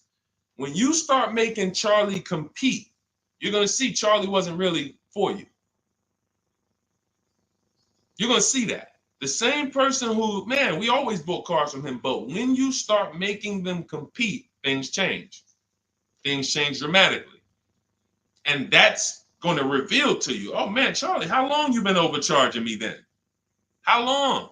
See, because one dealer's best offer is not another dealer's best offer. So it's not like Charlie's lying. When he says to you, hey, listen, Ashley, listen, Miss Whittington, I can't do any better than this. This is our best offer. He may not be lying, especially, you shouldn't be there, but we do this, we never talk numbers in a dealership. But once they say that's our best offer, that's their best offer. When you hear from another dealer online, it's a different best offer. Another dealer online, it's a different best offer. And then you start saying to yourself, okay, I just need to find a dealer whose best offer is the lowest among everybody. But we can't stick with one dealer, because you'll never see how much you're overpaying by dealing with one dealer. So that's the process, Scott. That's the start. If you embrace that mindset, you're going to win every time. My 2 favorite words are multiple offers. You want to protect yourself from overpaying on anything. I don't care if you're getting your house renovated, multiple offers. Those of you who's not a good negotiator. Before we go to the next question, because I see we got a lot more questions coming, and keep typing them, and Dolan's going to pull the next one. Before we go to the next question, who's not a good negotiator? Type me. Not a good negotiator. I know we got some negotiators on here. We got a good amount of people, but who's not? You just don't like it. You're either not good at it. You don't like confrontation. It's just not your thing. Who'll be honest and let us know. It's not your thing. Okay, I see you, Brenda. Okay. All right, I see you, Tony. Okay. I see you. Let's go. Okay, we got a bunch of negotiators. Okay, I see you, Michelle. Okay, they're coming in now. Okay. Multiple offers is, you never have to be a great negotiator. If you embrace multiple offers, you never need to be a great negotiator, because what happens when you start getting multiple offers, you're not negotiating with the person trying to sell you something. You're making them negotiate with the other people trying to sell you stuff. Big difference. When you negotiate one-to-one, you're negotiating with a person. When you make other people get bids and you get multiple offers, now those people are negotiating with each other to win your business. That's how we have deals. That's how we have people like Danielle here, who she got her Audi. She's paying a ridiculously low payment, $550 a month, $44,000 vehicle, no money down. That's how somebody like Sean saves 20 grand off of his F-150 Lightning here. Wrote me in. Now pay attention. Pay attention to what I'm about to tell you about Sean's deal. What's so important is he saved 20 grand, 21,000 off his new F-150 Lightning. But here's the big thing. When I asked him about the deal, I want to find his post. He said to me, no other dealer, I want you to see this. He has shopped locally. Where are we? I think this is it. Okay, hang on. Okay, I'll tell you what he said. He had to go 150 miles out to get that deal. He had to go 150 miles out to get that deal. So what you're going to see from most people who learn from me, and you'll be this way too, you're driving an hour to pick up your vehicle, but it's a great drive because you know the money you saved.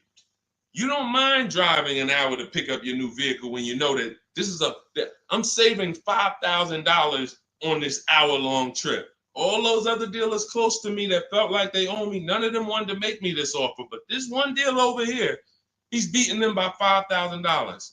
I remember this young lady in California. She was buying a Volvo, and she had to fly. She called me. She said, Southern California dealer made me the best offer. They beat my highest offer in Northern California by $4,000. All the offers I got, the best one in Northern California, this dealer in Southern California beat it by $4,000. I said, so what you gonna do? She said, I just got the plane ticket. It was $70. I said, that's what I would have did. So we have to go to where we're saving the money, y'all. This is a one-time thing. You buy your vehicle from who's making you the best offer. You service your vehicle from where it's most convenient. Two big differences. All right, go ahead, Dolan. Shoot the next one up. Everyone who just jumped on, this entire stream is sponsored by my new digital book. It's called Cars from Home, 7 Steps to Saving Time, Money, and Avoiding Dealerships. It's already 5-star rated. You can Google it. For the next 30 minutes, you can get your copy for 75% off. It's my entire blueprint of leasing step-by-step, getting below market leases, getting below market purchases, getting below market pre-owned deals step-by-step, making banks bid for our business step-by-step. Now, 30 minutes only. After 30 minutes, the price goes back up to $97. So you can click the link in my TikTok bio, click that picture of me, or click the link in my Instagram bio, and come back to the broadcast after you get your book. As soon as you pay on that thank you page, I want you to screenshot that. There's a link to open the book right there. So not only will I email you a copy, on the thank you page, you click a link, and that book is right there too. So, and then for those of you on YouTube or Facebook, we have the link showing below. Link in the comments for you, and Facebook, you guys will see the floating link. So 30 minutes, get your copy. You won't pay the $97 price. You'll get yours for $24, and you have everything step by step. You won't have to remember any of this or watch my social media videos anymore. Okay. Scott says, dude, just wondering if you've heard of the Ford Flex Buy program, and if so, what are your thoughts? Well, let me do a little research on this. Hang on, because we can find out if this is going to be good for you or not. Let me tell you how easy it is when you figure this, Scott, when you grab this mindset, when you unlearn this. Hold on, they're saying they couldn't hear me on TikTok. Okay. Well, as long as you could, well, I know you guys can hear me here. We're on 2 TikTok channels right now. So let me see here. I'm pretty sure. Give me a, before we hit this question, let me make sure. Can you guys hear me on TikTok right now? Type yes.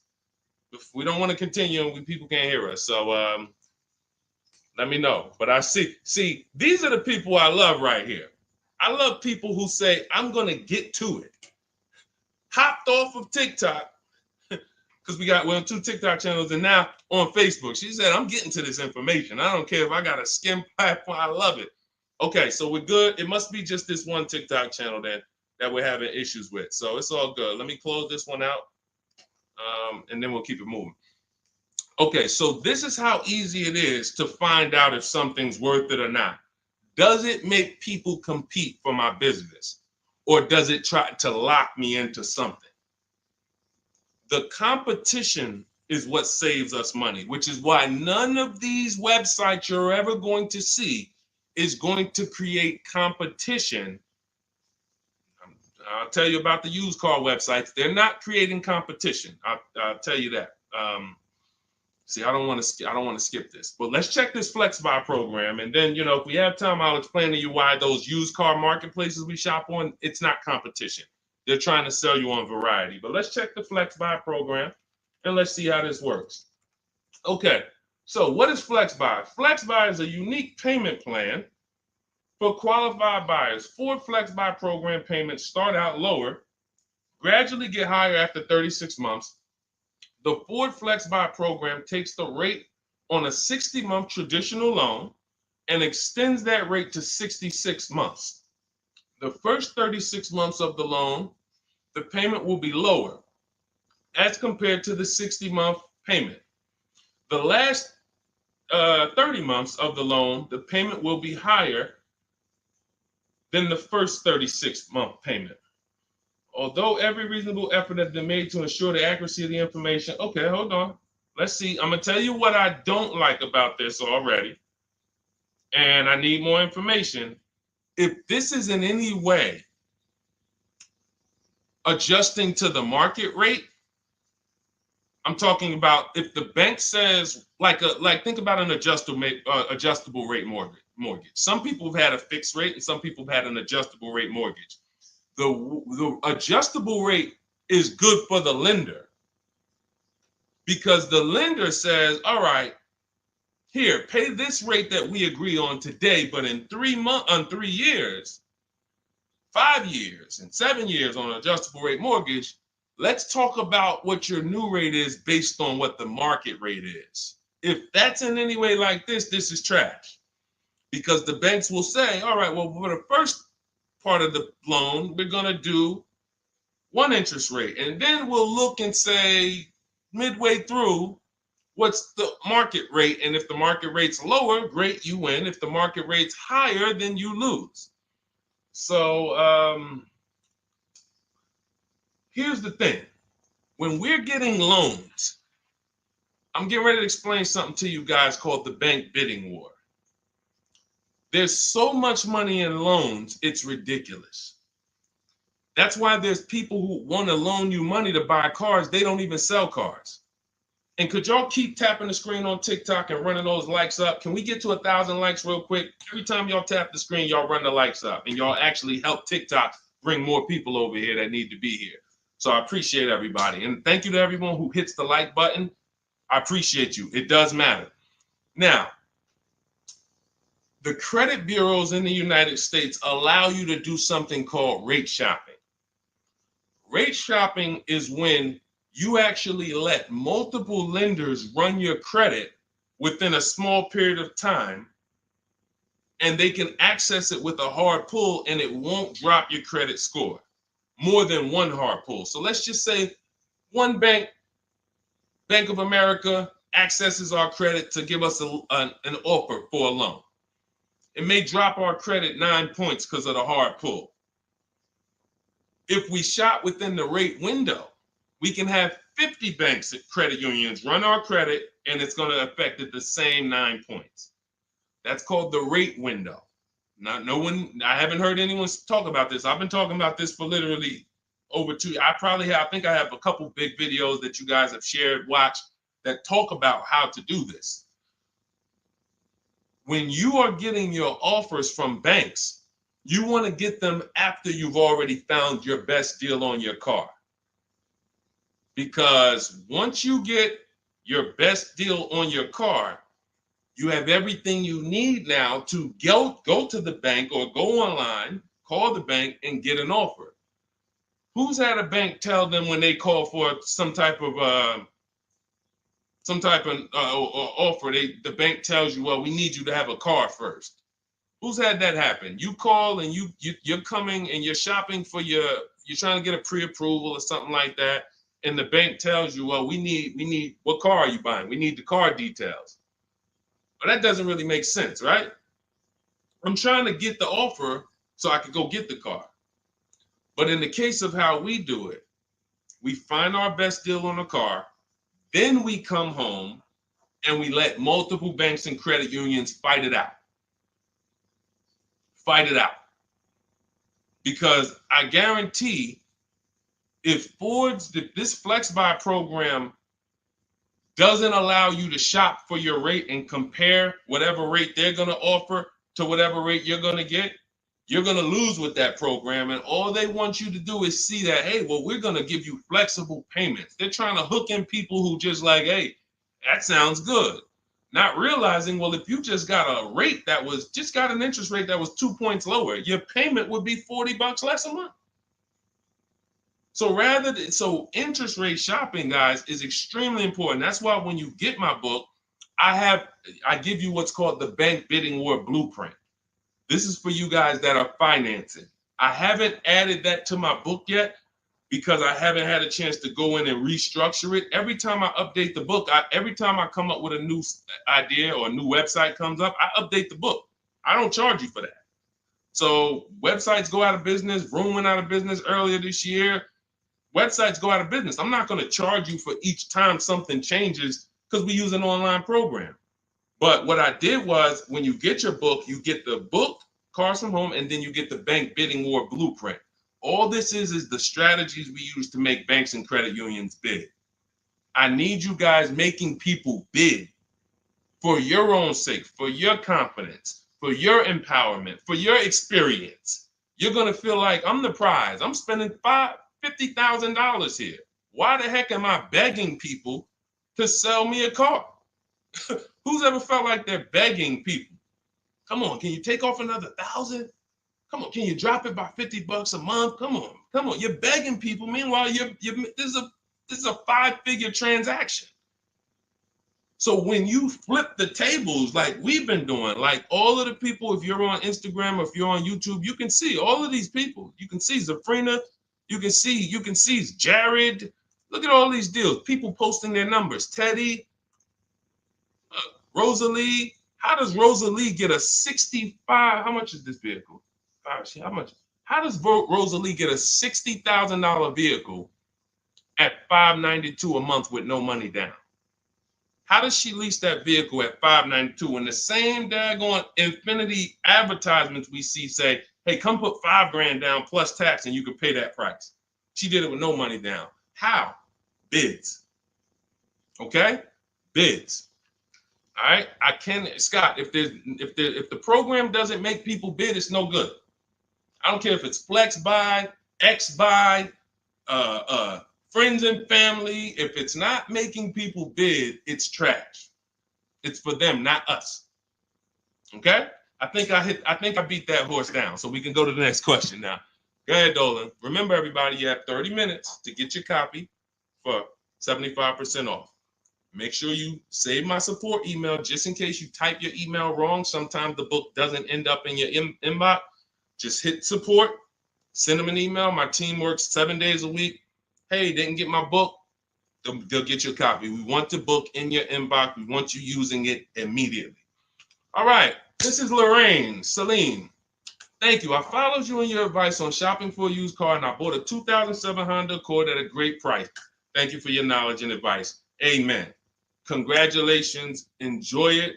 Honda's a great vehicle. If you took the steps and made sure you were getting a good one, title, service records, accident history, a great Honda Accord is incredible. Even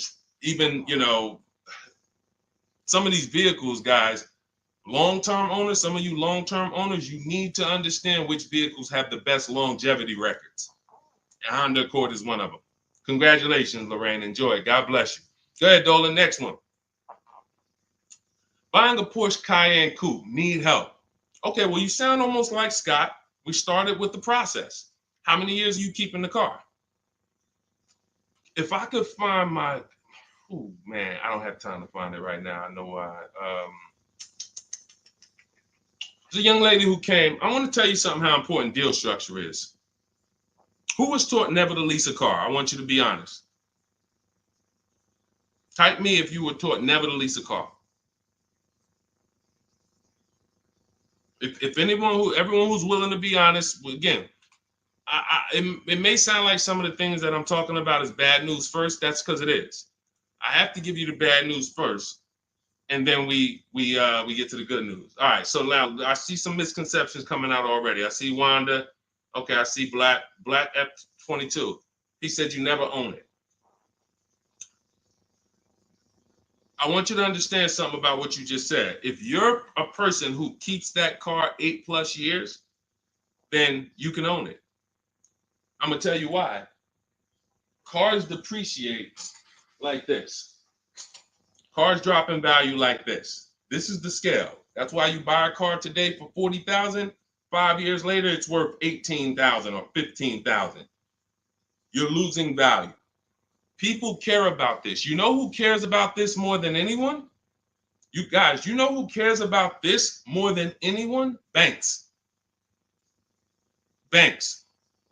Banks don't want to own things that do this. Now look, Black is coming with a lot of stuff right now. Let's talk to Black. And let's talk to the people like Black, because Black is somebody who will tell you never lease a car. He just said you're basically renting it. You never own it. Now let's get to the point. I want to show everyone on here. Thank you, Black. I'm glad you're here because we're getting ready to use this as an opportunity to prove a point. Let me take let's look at Ansley's deal he just got leasing. And we'll talk about mileage. You can build lease mileage up to 30,000 miles per year. So it doesn't matter. First thing people think, well, leasing, they limit you. No, you pick your mileage on a lease. You choose the mileage. I've had people who lease 30,000 miles a year, 25,000 miles a year, 18,000 miles a year. You pick the mileage. Now, whether you drive or whether you lease or buy, this is what your vehicle is doing. You're losing money day by day.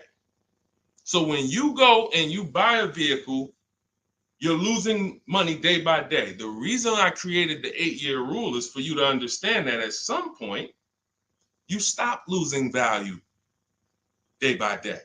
You lose less value. This is what we call beating depreciation. It comes with long-term ownership. But let's look at Ansley's deal so that we can put this leasing versus buying to bed and show you how many of you have overpaid by thousands and thousands and thousands of dollars that you can't get back listening to people who tell you leasing is renting and all of these horrible financial terms. Let's go to the numbers. So Ansley gets a 2024 Infiniti truck. It's a $58,000 truck. If you're watching on Instagram or YouTube, you can see this. It's a $58,000 truck. Guys, some of you know because you've seen some stuff, every $5,000 on a loan is how much per month? Every $5,000 we borrow on a loan, 5 years, is about how much per month?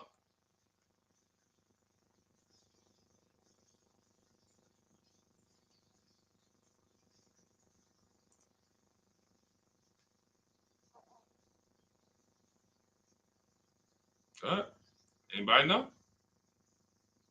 Thank you, Michelle. $100. Told you, shout out to the people who tapped in, locked in, locked in. See, I love the people who are locked in. It's some people who just, they sleep at the wheel. I need the people who are locked in. I'm really only talking to you. Now, that means this vehicle that Ashley went in to get, his $58,000 vehicle, if he would have just said, all right, I want to buy it because I was taught leasing is renting, how much is it going to cost me a month? No money down. Let's figure, we're going to compare apples to apples. No money down, because when you put money down into the deal, that confuses you. That actually makes you think you got a better deal than you really did. When you evaluate deals with no money going into them, it's easy to see where the best value is. Now, Ashley would have been paying $1,200 a month for 5 years. $58,000. That's not even full tax. Let's just round the tax to 60. Let's just say $1,200 a month. But Deshone, what if he got a good discount? Okay, I'll give you one better. Let's go extra conservative and let's play that game. Let's pretend that he's using my strategies and he found out a way to save a huge amount of money off this brand new Infiniti. He's getting bids, he's using my strategy, but he's not leasing because he's been programmed not to lease. So he's not leasing, but he's going to get bids. Now he saves $10,000 off the price of this brand new vehicle. $10,000. So instead of financing 60, he's financing 50. What's his payment, everybody? What's his payment? We just said every $5,000 is $100 a month. $50,000 vehicle. What's his payment? $1,000 a month. $1,000 a month. Okay. Now that's with a super discount. That's with a discount that's like anybody would be happy to save 10 grand. I'm proving the point here that you cannot get a good deal if you buy, but you should have leased. You lost. Big time. Now watch this. He's leasing and his payment is $554 a month. So now somebody like Black, somebody like Miggy over here that agrees with Black, they pull up in their Infiniti truck, right? And they pull up next to you. And y'all are both driving the exact same truck. And you look at them and you're like, hey, man, we got the same truck. Now they're going to say something to you like, yeah, you know, man, it's expensive though, man. It costs to drive this, right? And you're going to look at them and be like, oh, how much you paying? You know, I did a no money down deal. So I know I did all right. I did no money down, but I'm paying $1,000 per month for this. Oh, really? I did no money down too, but I'm paying $554. Wait, you? Yeah. Oh, yeah. I leased this. I drive it for 3 years, then I give it back. Oh, yeah, but I own this. I'm gonna own this in 5 years at $1,000 a month. This mine right here. Okay. All right. Listen. God bless you. Have a good enjoy, man. Enjoy. Now let's go one more scenario. Let's go to the person who says, Deshone, I don't buy used. I don't buy new though. I only buy used. Cool. Let's say you pull up in your new lease that you just got. And again, everyone shouldn't be leasing. That's why step 1 in my book is called the 8-year rule. It's the 8-year rule. If you are keeping vehicles at least 8 years, don't worry about leasing. You're going to beat depreciation. All of that money you're going to pay to own, all the $1,000, all these high payments you're going to pay to own, all this cash that has to come out of your pocket to own, out of your bank account to own, it'll be worth it in the long run. At least 8 years though. And the longer the better. 10, 12, 15, you really want. But less than 8, losing big time. So let's say a person says, oh, I'm going to get a used version. So they find a 3-year-old Infiniti truck just like this, but so instead of paying $60 for it, let's say they find one for $30. Let's give them a good price, good mileage. They think, oh, I'm good. What's their payment, everybody? What's the payment? Come on, stay by the keyboard. I need y'all quick because we're teaching something here to people like Black. They might not get it. I pray that they do, but they might not get it. But the people who are locked in financially, the people who understand financial literacy are going to get this. If every $5,000 is $100 a month and they buy a pre-owned version for 30 grand, what's their payment? Thank you, Michelle. 600. 600. See, he said 500. So this is how I know he's struggling. And I'm not trying to beat you down, man. I'm just saying when you're talking about something you don't understand, it's better to ask questions, not make statements. So now, we pull up. You have your new lease. You got this same deal, $554 a month. He pulls up in his 3-year-old version that has probably 1 year of warranty left. You both did a no money down deal. He looks at you and says, oh, wow, that's the new one, right? Yeah. This is the 2024. 2025. Oh, yeah, this is a 22. I just got this.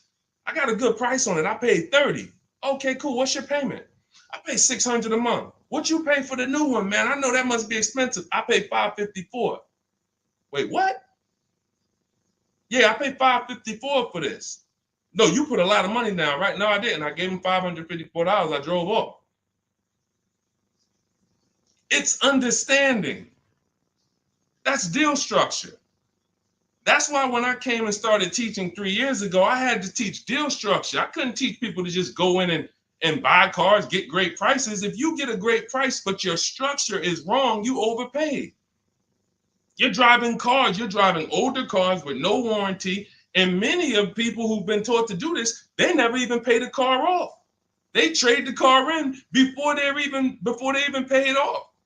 They literally, I used to have people walk into the Mercedes dealer and they look at me and say, Deshone, is that the new version? I'm like, yeah, that's the new one. He's like, I got 3 payments left on this. This one, as soon as I pay it off, I'm coming to see you for that one. So this is a person who paid these high payments because they wanted to own. They thought they were going to own. As soon as they get their title, it's like running a marathon. Oh, these high payments, these payments are so high, but one day I'm going to pay this car off. And then as soon as you get to the end of the race, you go start another race. It's horrible. It's horrible. And so that's why we don't move into any other step before we get to the buy versus leasing. That's why it's step 1 in my book. So we can sit here all day and compare numbers. There is no comparison to a person who's getting great lease deals versus a person who's buying. It's not even close. We're driving better cars. We're driving, they're usually always under warranty. We're paying cents on the dollar when you know how to get below market leases. I'm not talking about these commercials y'all see. That ain't nothing. We don't pay those prices. None of these people, look, you think Zafrina, who got a Jeep Grand Cherokee lease, and she paid Look, she's paying $527 a month. She's paying $527 a month. Oh no, that's Teddy. Hold on. You think Zafrina, who's paying $579 a month for a $66,000 truck, is ever going to she's not going to let this bad information get to her anymore. She's driving a $66,000 truck. So again, now let me, before we go to the next question, I'm going to just read some things from Black because he's over here typing. And I do want to give him the courtesy of reading because we just used him as a teaching moment. I think everyone learned. If you just got what I just taught about the leasing versus buying, type $sign. Just type $signs. If you got that point of me, see, no one talks to you about payments. They say things like never lease, always do this, always do that. But they never talk numbers. The reason why we go straight to the numbers is because the numbers don't lie.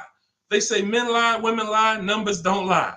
So when we go to the numbers, shout out to everybody. I see y'all. I see y'all. I see you, Wanda. I see you, Tony. I see you, Michelle. I see you, Megan. I see you, Brenda. I see you, Federico. That's the name of the game, is putting your deal on the right foundation so that you know, again, like I said, banks don't want to own vehicles. Think about that. Banks don't want vehicles that are not bringing income in. They don't want a depreciating asset on their books because today it's worth 40, tomorrow it's worth 39,800, the next day it's worth 39,700, the next day it's worth 39,600. That's what a depreciating asset is. They don't want them on their books in the short term. They're in the short-term business. And some of us are in the short-term business too. The only people that are winning long-term with purchases are those of you who keep your cars 8+ years. Because you beat depreciation. All right, so Black said, nah, bro. Okay. Keyword, no money down. You put 10 to 20% down, then it's a different story. You can't make this stuff up. Let's go. You cannot make this stuff up. Watch this, y'all. Watch this. I just compared 3 no money down transactions on the same vehicle. 3. New, used, new lease. 3, no money down. I'm telling people that when you don't put money down, you can clearly see what you're really paying. You can clearly see what you're really paying. Black comes in, he proves our point, which is he's going to put 10 to 20% down. Now he's pulling up next to you in your lease, right? You're $554 a month, brand new, fully warranted, all the latest and greatest features. Now he puts 10 to 20% down on that's $10,000 to $12,000. Think about this. He pulls up and he has a similar payment to you. So he feels like we're alike. He feels like we're pretty close.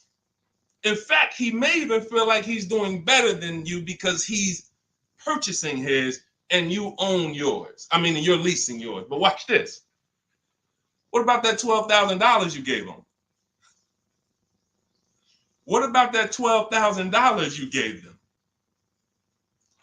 That's how people forget.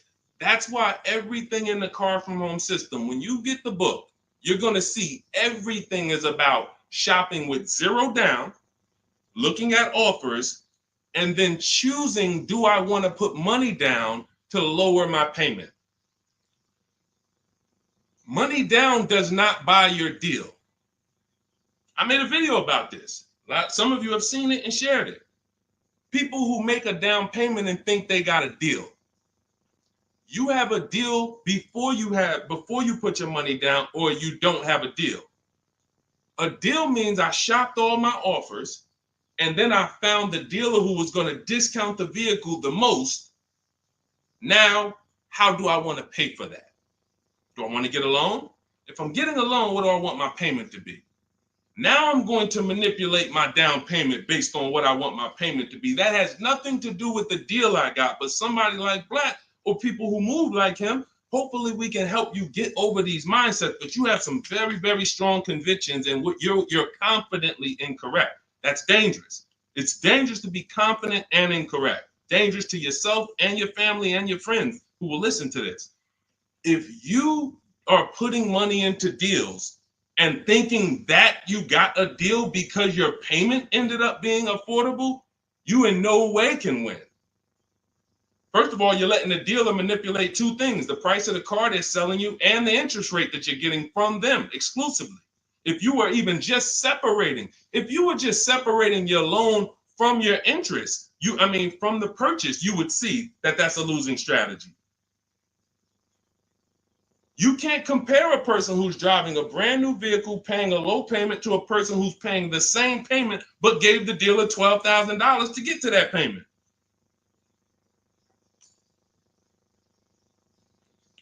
And look, here we go. Now let's get ready for the next question, because Black just said, I believe in the Ramsey rules, not leasing cars, and he's costing you. Now, let me ask you a question. How many years are you keeping your car, Black, on average? And let's just move on from there. We've given you enough, and you've been great. You have been great. I think we have all learned. You've given me a lot of things to be able to teach the audience who's willing to learn, but there is in no way, shape, or form. 3 to 4 years. My man, you are losing like crazy. Look, he's buying cars like this and flipping them. He's buying cars like this and flipping them, coming back. You're spending so much money that I can't even get it across to you because you're not in a posture to learn. You are literally buying cars in their deepest state of depreciation because somebody told you don't lease. You listen to them. You buy the car here. It's worth $40 the day you buy it. You come back in 3 to 4 years to get a new one. They give you $20 for that car. You spent $20 grand. You lost $20 grand in depreciation in 3 years. And you just keep doing that because somebody told you never lease cars and you listen to them. The payments I'm showing you, it's not clicking. The fact that the same car you bought for $40 that you're going to get $20 for, you're paying $40. That's an $800 a month payment. You put 20% down, you finance 30 grand. Now that's a $600 a month payment. That same $40,000 car we're leasing with no money down for $500 a month. No money down. You are spending thousands. We can't help you, man. You got to be willing to unlearn it. You are so locked in, So anyway, but I think, listen, everybody who got it, you understand. That is why leasing versus buying is paramount. You cannot get it. If you are not keeping your cars 8 years, you cannot get a great deal buying. You're going to lose in depreciation. You're going to lose in resale value. When you go to replace that car and you see what it's actually worth and how much you paid over 4 years or 5 years or 7 years, when you compare that to a person who drove brand new cars for that particular same period of time, it's no comparison. And then you have cars with no warranty and all of that. Yeah. Look, Megan said, Black doesn't seem to learn. So to my question would be, could you buy an extended warranty package? Hold on. Why am I getting calls on airplane mode? Sorry, guys. I hold on. Let me put on Do Not Disturb. All right, so go ahead, Dolan. Shoot some. Let's get to Megan's question, and then let's try to go through a couple more. But that was good.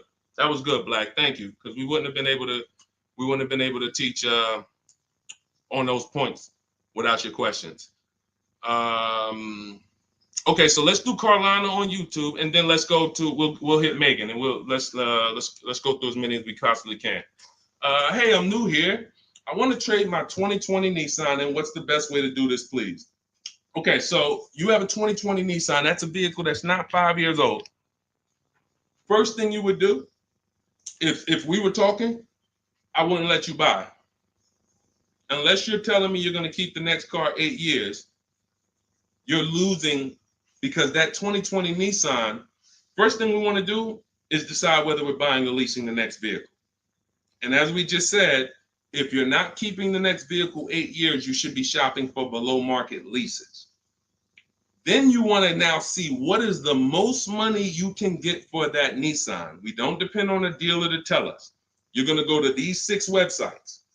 These are 6 websites. You do this in 15 minutes. You're going to find out what that vehicle is truly worth. You find out what your vehicle is worth with offers, not with anything else. Offers. So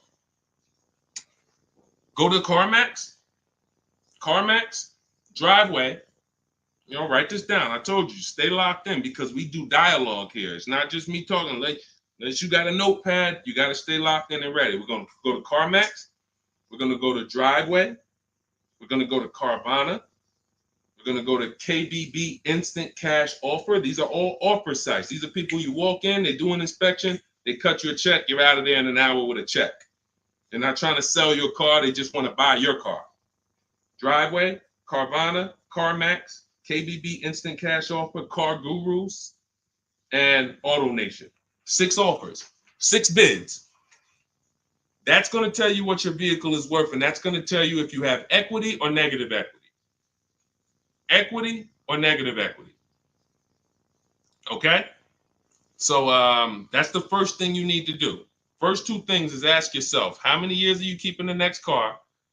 And then do your equity assessment to see, do you have positive equity that could either go in your bank account or negative equity that's going to be carried over to your next deal. So that's the first step. Okay, do that first. Now, here's the beautiful thing. When I was at the dealer, I would have people who walked in as soon as I asked them how many years they were keeping the car. If they were telling me 5, like, remember the guy I mentioned a little while ago on the stream? I said he comes into the dealership. Hey, Deshone, is that the new one? As soon as he gets his title, he comes in and trades it in. I told him, there's no point in you waiting for the title. First of all, you can replace a vehicle without the title. That's fine. But again, he was taught, hey, I got to wait for my title, and then I make a move. So he always has a payment. 5-year loan, 6-year loan, pays it off, gets a new car. He always has a payment. It's just super high. But what I would do if he was listening, if he was open to financial advice, I would tell them, you're going to cash that vehicle out. That means you're going to sell this vehicle. We're going to give you a check for that. So whatever it's worth, 15, 18 grand, it's paid off. That's going to go in your pocket. Now, what he was used to doing was, well, whatever it's worth, don't I have to put that down on the next vehicle to be able to get my payment where I want it? And this was the best news I was able to deliver. This is why, and if you talk to anybody in New Jersey who dealt with me, this is how I've been. I've been the same way.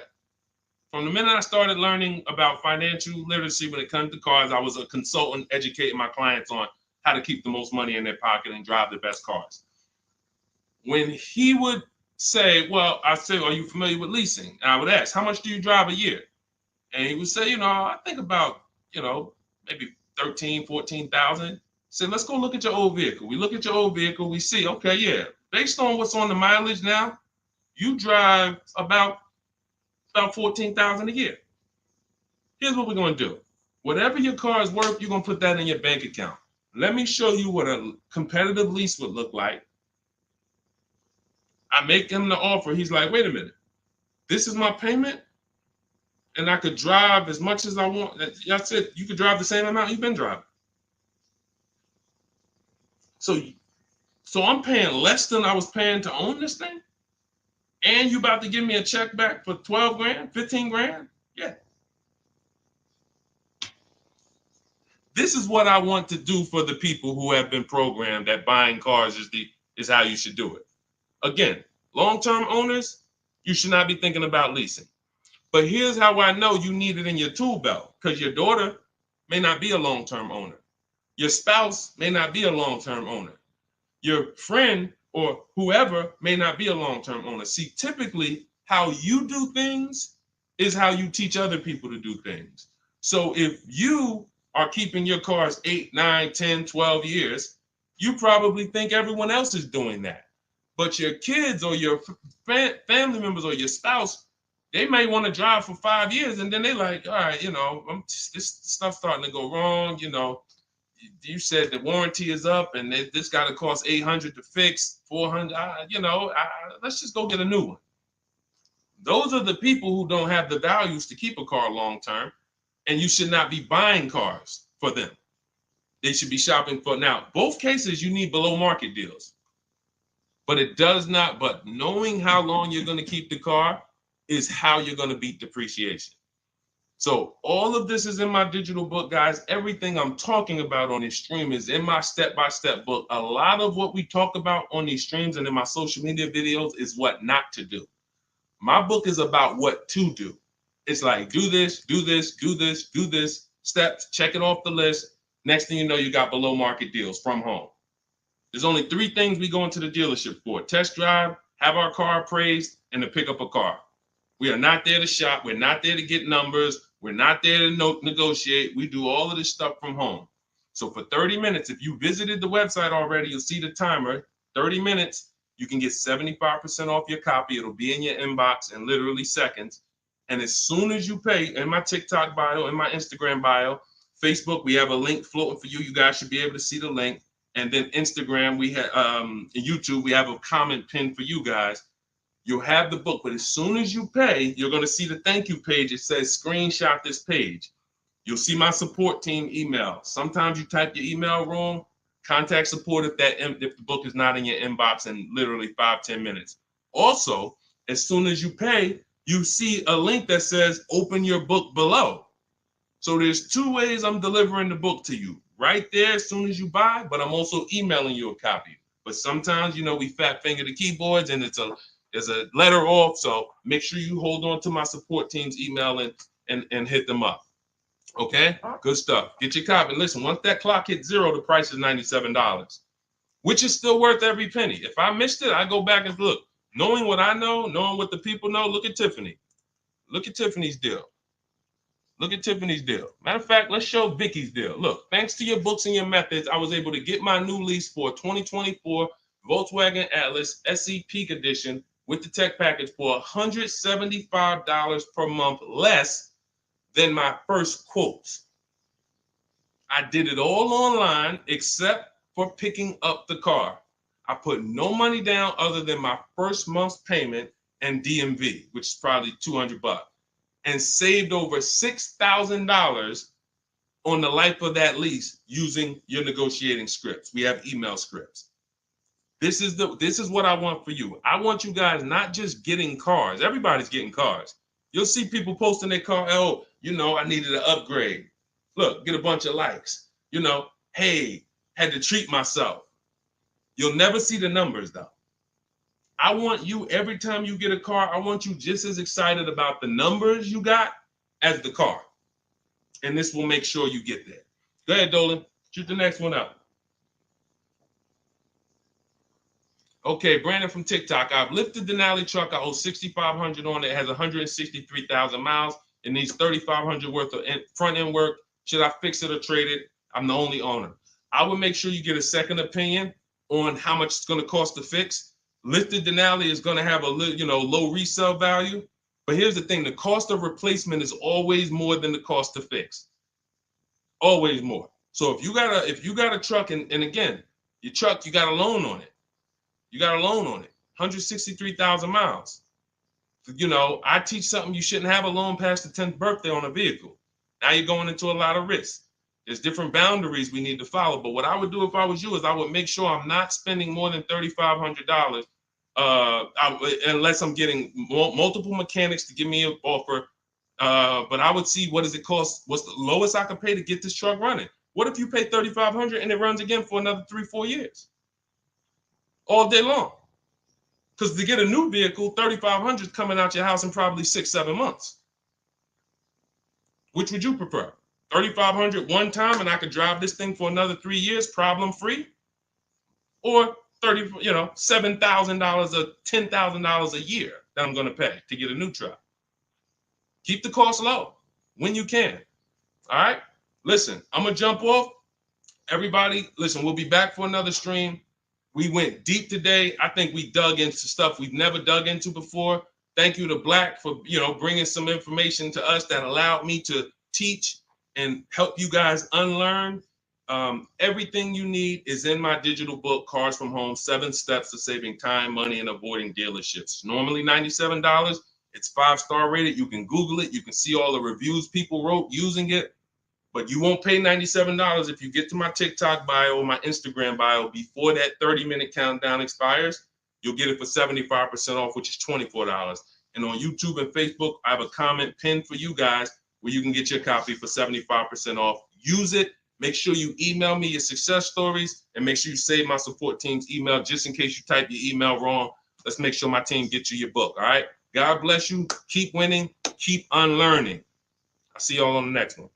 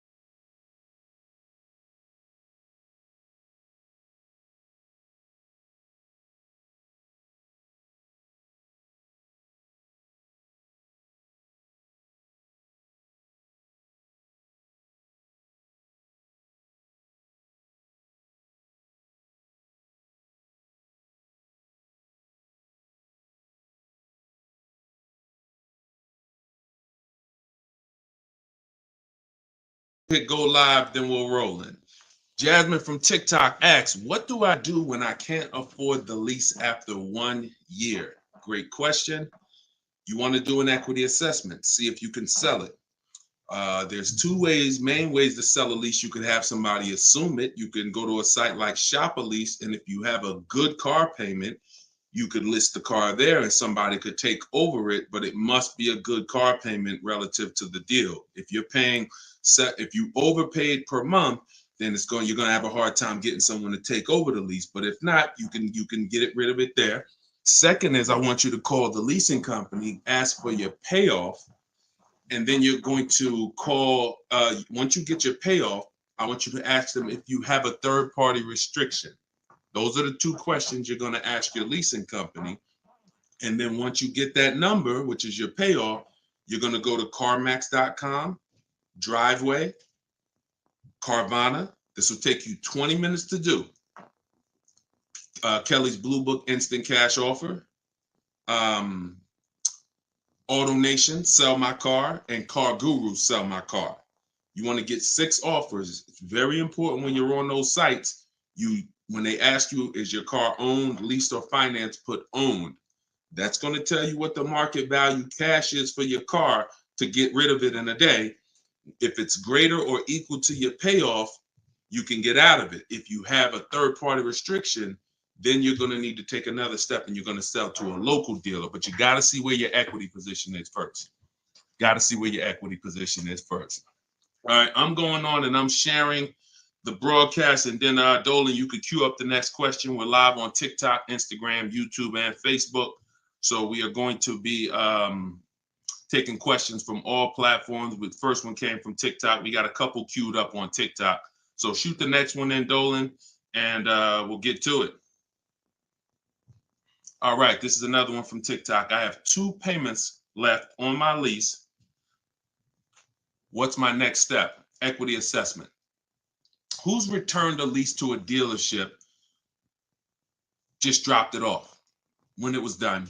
You never assessed any equity. You didn't even know. Who didn't know that a lease could have equity that you could put in your pocket? It's not a guarantee, but many people all through the pandemic, we were showing them how to put $5,000, $10,000, $12,000 in equity in their pocket from the end of their lease. I sold my lease. End of my Jeep lease, I made $8,900. My mother made $10,200. Now that was when everything was worth 7 to 10 grand more than it's worth. That was when the market was once in a lifetime. But does not mean we will never return a lease without doing an equity assessment. If you've done it, I want you to raise your hand and say, you know what, I turned in my lease. If you ever just dropped it off, you can't do that again. You must know if you have equity, and you follow those steps that I just gave to Jasmine. I think that was Jasmine who asked the first question. That is what's called in my book, In my process, that's the equity assessment. That is what you do. Everything I'm teaching you guys is from my new digital book, Car Shopping for People That Hate Car Shopping, 7 Steps to Saving Time, Money, and Avoiding Dealerships. So every question you ask, when I answer it, it's going to be out of one of those 7 steps. And the equity assessment is step 2. You must do that before you ever return a lease for the rest of your life. A lot of you gave back thousands of dollars to dealerships and you didn't realize you were doing it. They bought those cars, put that money in their bank account when it should have been in yours. Yep. All right. Go ahead. Shoot the next one up, Dolan. All right. All right. This one's from TikTok as well. Let's go. Facebook, type your questions in. YouTube, type your questions in. Instagram, type them in so we can get to you guys. Another one from TikTok. Thinking of trading a car for a newer model. Should I keep the car and just get the new one? It's a good question. What's the benefit of keeping the car? If you were a high mileage driver, then I would tell, let's just say you said, Deshone, I'm driving 20,000 miles. Then high mileage drivers, I want you to type HM. If you do over 20,000 miles per year, even 18,000 miles per year, just type HM. Regular driver, Jason, what's the benefit of having 2 cars? It's on insurance. You're paying for one when you get your new car. I like to drive that car that I'm paying for. I don't want to be paying for a car and then I got this other car that I'm barely using. But if you are a high mileage driver, then I would tell you keep that car and get you another car. And but how many years are you keeping the car, Jason? How many years are you keeping this next car? Because depending on your answer, it's going to change my answer to you. So this car you're thinking about getting, how many years you see yourself keeping it? Let's start there. Come on and shout out to the sharers. I see y'all running the likes up on TikTok and y'all keep tapping that screen. Just every couple minutes, throw a couple taps. It really helps the broadcast. And I appreciate everybody who's helping us get this message out. I really do. We couldn't do this without you. Let's see if maybe 5 years, then you should not be buying that car, Jason. You should be leasing. And I'm going to break this down for you really quick because some of you know the depreciation curve. And the rule of thumb is when we talk about the hidden money in your car deals, my job is not to just teach you, if you're willing to listen, how to save thousands of dollars by making dealers and banks bid on your business. That's how we make sure we get the best prices. You can't get the best price. You can't make the best deal if you buy, but you should have leased. It's impossible. Because the depreciation curve looks like this, y'all. If you buy a car today for $30,000 today, I give you a car. I'm gonna show you something. I want everybody stay close to your keyboard. I don't want to, when I ask you a question, type as quick as you can so we can keep the dialogue going. If I gave you a $30,000 car right now, put it outside your house, you don't drive it 1 mile, you don't even touch it. We go outside a year later. Is it worth $30,000? You didn't drive it 1 mile. You said, Deshone, I don't need the car, but I'm leaving it here. It's yours. You don't drive it 1 mile. Is it worth $30,000? No. So that's your first intro into depreciation, the unseen expense. Let's go a little deeper. If you put 10,000 miles on it, it's worth less, right? If you put no money in it, if you put no mileage on it, it's already lost thousands. If you put 10,000 miles on it, it's worth less, right? High mileage driver, let's say you put 20,000, it's worth less, right? Now what you're seeing is the expense you've been taught not to see, which is depreciation. It has nothing to do with car payments. It has everything to do with that. We've heard people say, oh, cars are depreciating asset, cars are depreciating. What does that actually mean? I'm showing you what that means. I'm showing you what that means.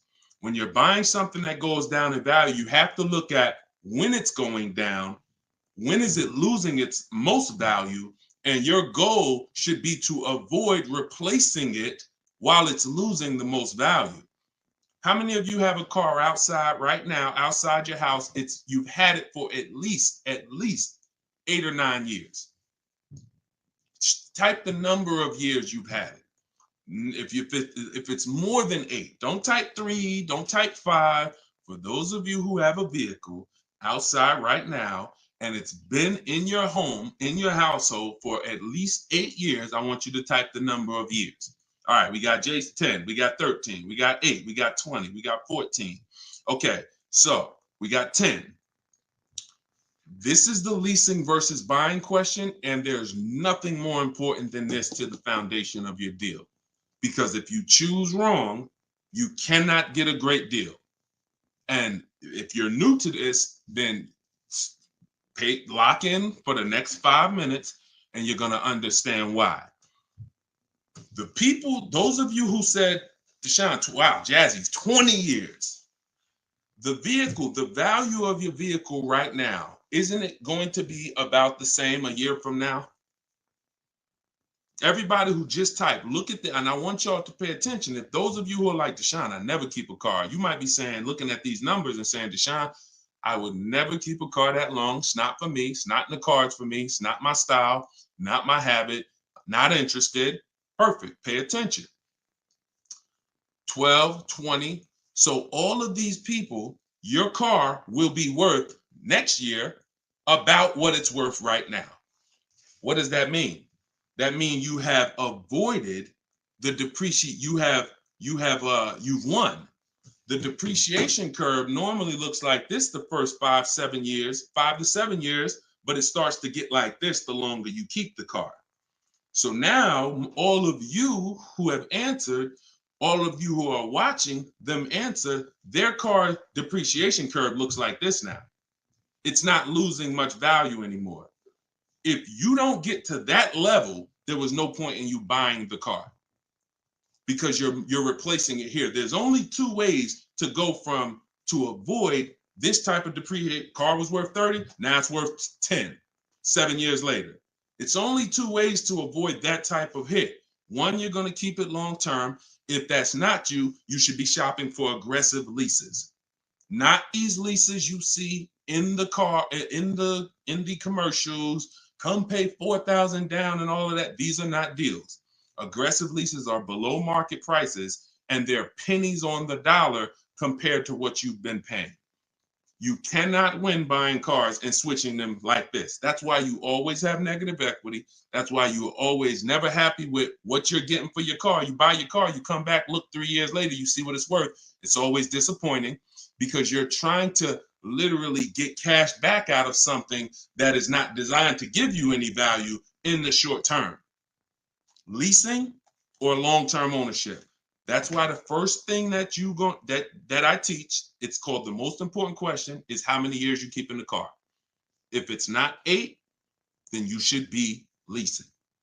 It's not even a question. We'll go deeper on that throughout the show. Anyone who wants to know more about that, you keep asking, because once I open up that Pandora's box, it's like your mind is like, oh, but everything I heard about leasing, I heard it was bad. I heard you can't drive that much. I heard that yada, yada. They bill you for all of this stuff. All of those things, I'm going to help you unlearn because unfortunately, the people who taught you that were confidently incorrect, which is dangerous. Confidently incorrect is you're dangerous to yourself and others. So, all right, so that's the key. If that's the key, Jason, don't think about buying if you're not keeping 8 years. You're going to overspend. And we'll talk more about that throughout the broadcast. Feel free to ask follow-up questions. Go ahead, shoot the next one, and I'll go as deep on that subject as we need to for you to understand it. It'll give you some lease comparisons. You'll see what great leases look like, and you'll see how there are pennies on the dollar when you know how to get great lease deals.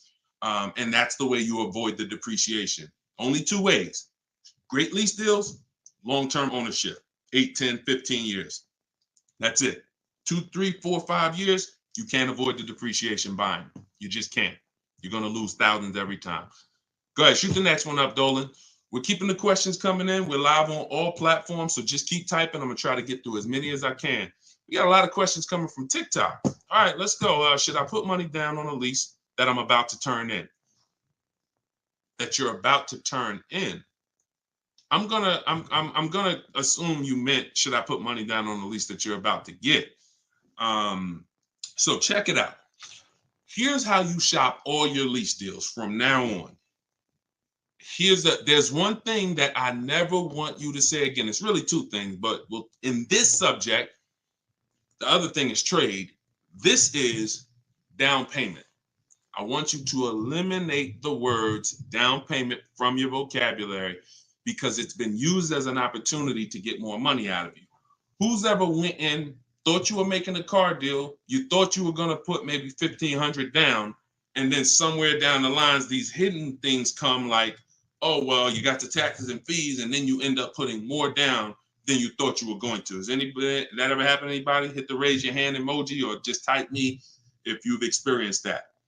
You thought you were going to be putting this down. You might have gotten to the finance office to sign the paperwork, and now you got to come up with another 500 or 1,000 or the taxes or the fees or whatever it is, right?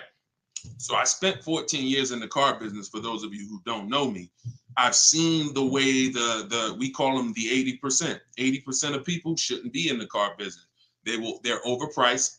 They'll sell their grandmother the highest price car. It doesn't matter. They have no integrity, very little morals. We don't buy from them.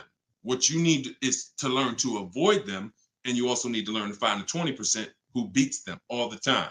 So when you shop your car leases, you are always going to shop. You're no longer going to say down payment. You're going to say this: total out of pocket.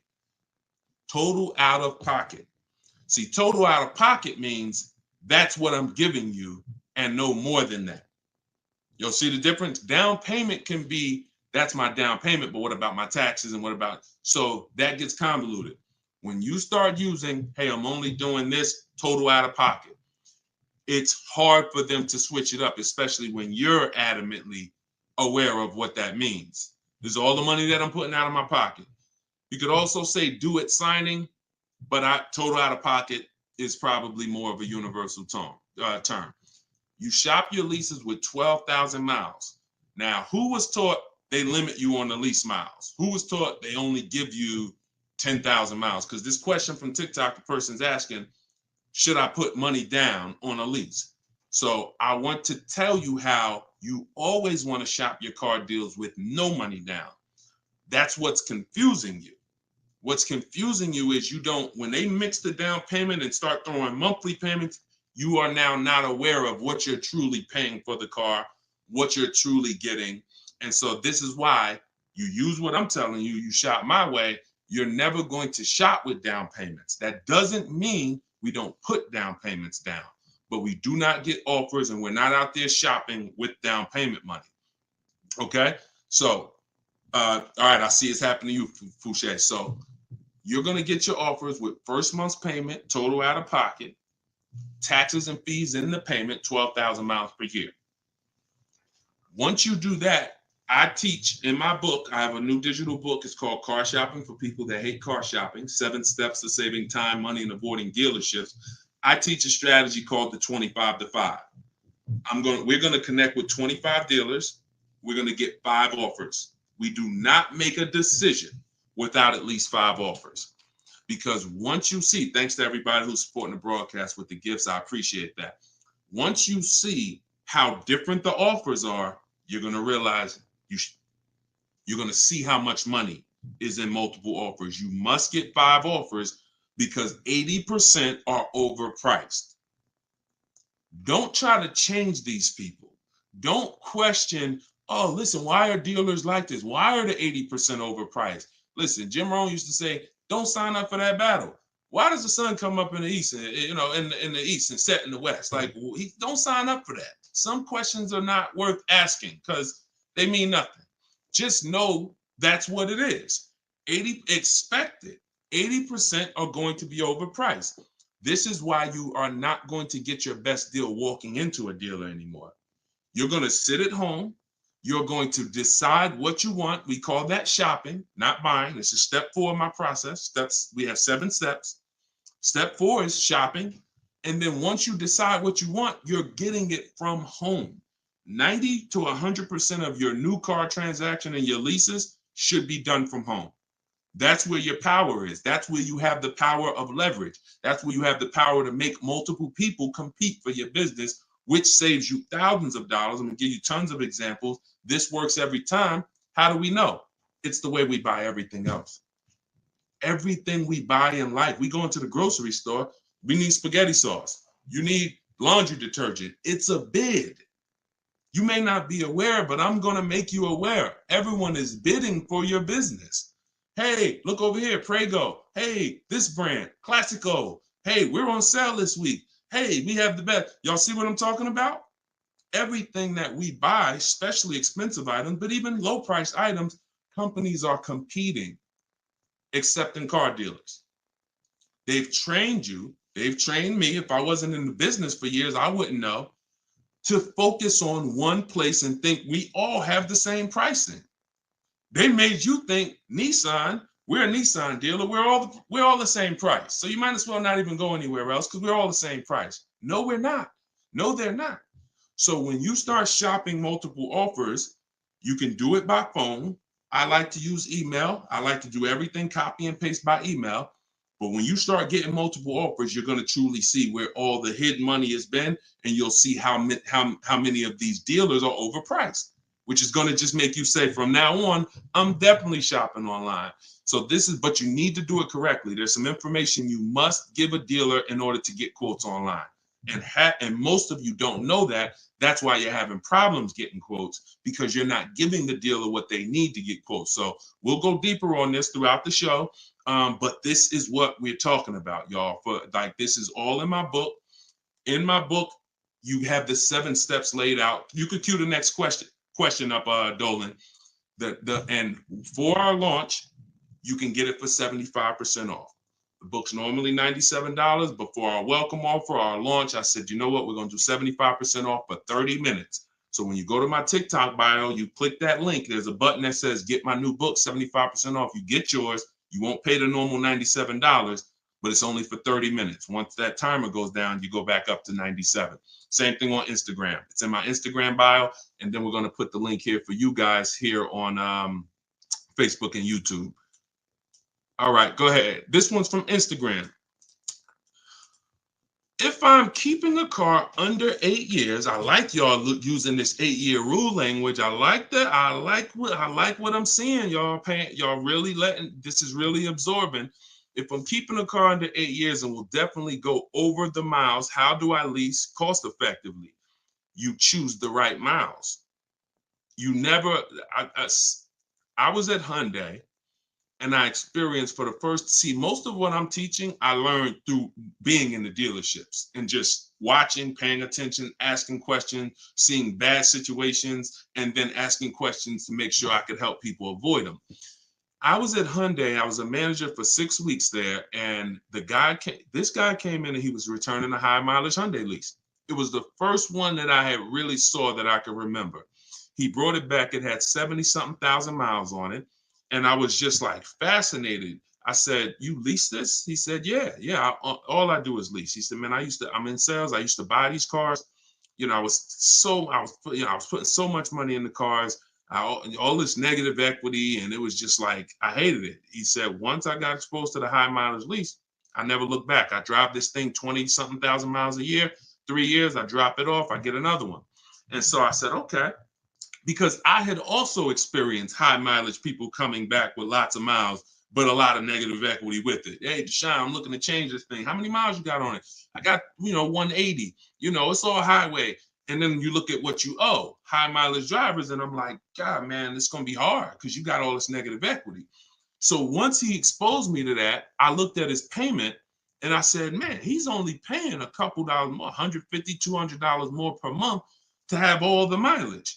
That $150, $200 a month is a lot less than the depreciation hit that he's taking. Again, going back to the unseen expense. We already said, we park a car outside your driveway tonight, it's 30 grand. Next, I asked everybody on here, is it worth 30,000 tomorrow, a year from now? If you don't drive it, everyone unanimously said, no, it's not. So even without mileage, it goes down. When you do regular mileage, it goes down more. Somebody doing 25,000, this is how you're destroying the value of your car. But at the same time, the loan is still staying high. So once I saw that you could avoid that with a high mileage lease, that became part of one of the strategies that I teach for high mileage drivers. This is only if you're short term. Pay attention to what Maddie's question said. If I'm not keeping it 8 years. If he was, there's plenty of cars that you can keep 8 years and just put a ton of miles on it. You're not worried about trading them or selling them because we don't trade.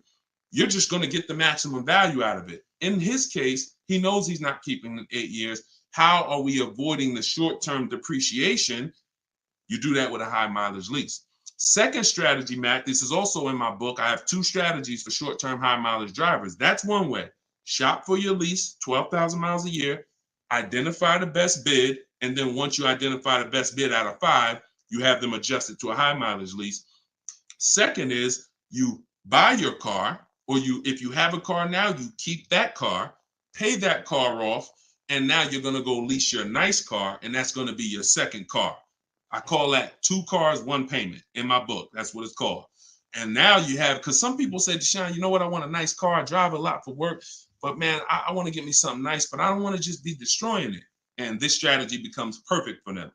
This guy who's doing the high mileage lease with Hyundai, that's not a nice car. Especially once it gets up to 60, 70,000, it's not so some people are like, you know what? I want a nice car. I'll have my mileage car. I'll do, half the mileage on that. And then I'll go and lease me something and I'll do half the mileage on that. And so it's a beautiful thing. You got your nice, beautiful car and you got your mileage car and you split it, payments affordable, and you're not dealing with all this negative equity like you've been used to dealing with as a high mileage driver. High mileage drivers are getting killed with some of the worst because you guys are just killing the value of your cars. You use either one of those, you're going to love it. Both in my book. So if you want that step by step, it's in there. Some of you are like, Deshone, this is great. I don't want to try to remember all of this. In my book, it's right there for you, laid out step by step. You can get it for 75% off in my TikTok bio or my Instagram bio, or just scan the QR code on the screen, or go to deshonesbook.com. Either way, get you 75% off. Okay, shoot the next one up. That was a great question, man. Shoot the next one up. Let's get through as many as we can. This one's from Instagram. Would you recommend leasing business vehicles? Well, that's a question for your accountant. Whoever is going to be helping you benefit from having vehicles in your business name, that's the person you should be asking, which is most likely your accountant, whoever does your taxes. Here's what I can tell you, and I'll keep this very quick. Many people are putting cars in their business name with no business, or no business that requires a car. Be very careful. There's 2 parts to this. One, whoever's going to teach you to put cars in your business name from a business strategy standpoint, that's who you need to learn from. Second is you can use what we teach to save money on the cars, because what I see these people, influencers, social media people paying for these cars, they'll never tell you what they're paying. And they go and they re-up their cars like crazy because they need it for their brand. The money they are losing, most people can't afford to lose. But unfortunately, they're desperate. But get the strategies, get the structure. I used to have people all the time ask me, Deshone, do you teach Toro and all of these, I said, look, I don't, but you need 2 people. You need me, because I'm going to teach you how to buy the inventory at below market prices. You need the business person who's going to teach you how to legitimately do the business, inventory and all of that. Those are the 2 people that you need.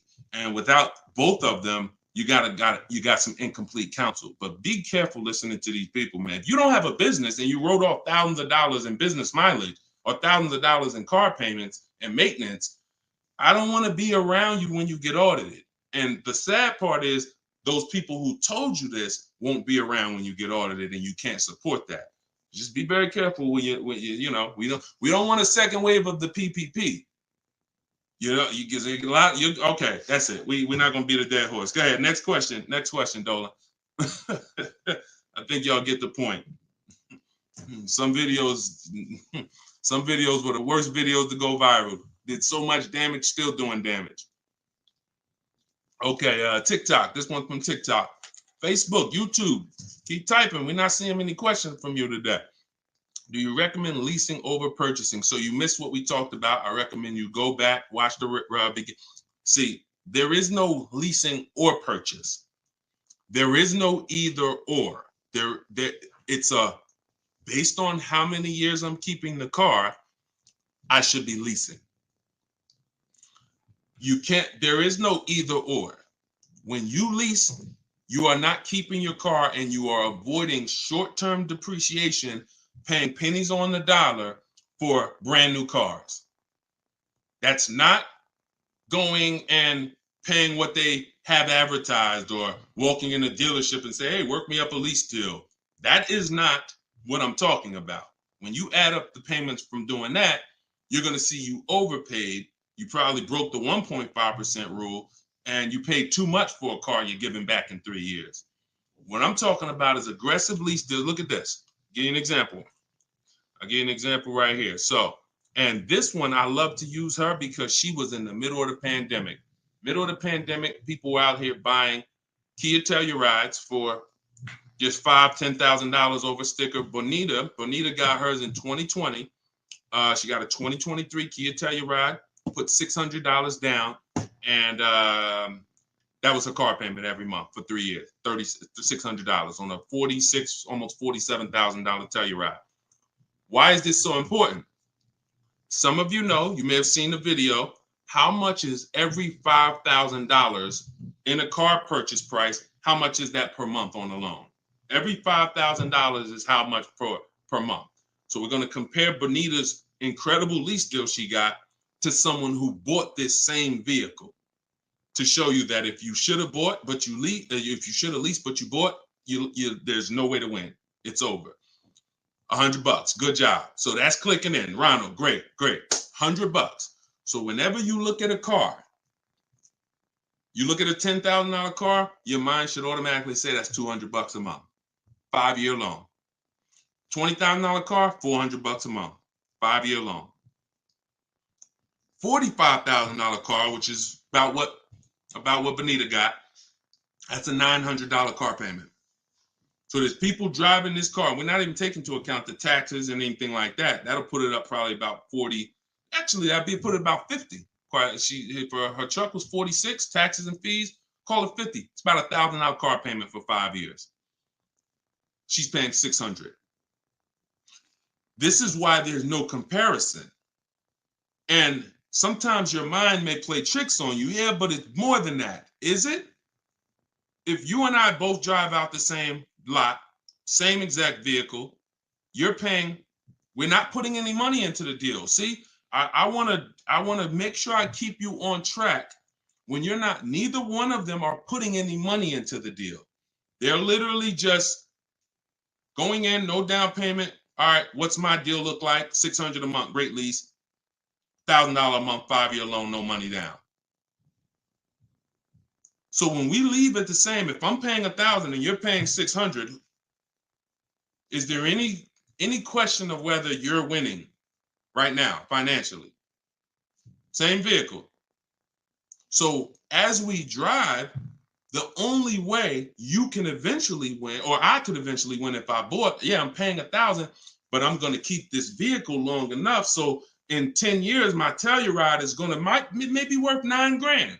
I kept it 10 years. It's worth $9,000 out there, but it's not losing value anymore. It's been in my household and I was able to outlive the depreciation. So now I win. Doesn't mean you lose. See, it's not like, oh, well, you lost, you should have bought. No, Bonita knows I'm not keeping 10 years. I'm not keeping 8 years. That's not my goal. Therefore, I'm going to shop for great lease deals and I'm going to pay pennies on the dollar compared to people buying. And that's my win. So there is no should I buy or should I lease? Do you recommend leasing over purchasing? I recommend leasing when you should be leasing, which means you're not keeping your car 8 years. I recommend buying when you should be buying, meaning you're keeping your cars 8 years. You're going to outlive depreciation, pay it off, and have a car that is not losing value in your driveway in 8, 9, 10 years. That's when both people win. And if you're stuck in the middle, then what I recommend is you get out of stuck in the middle because you're losing tons of money.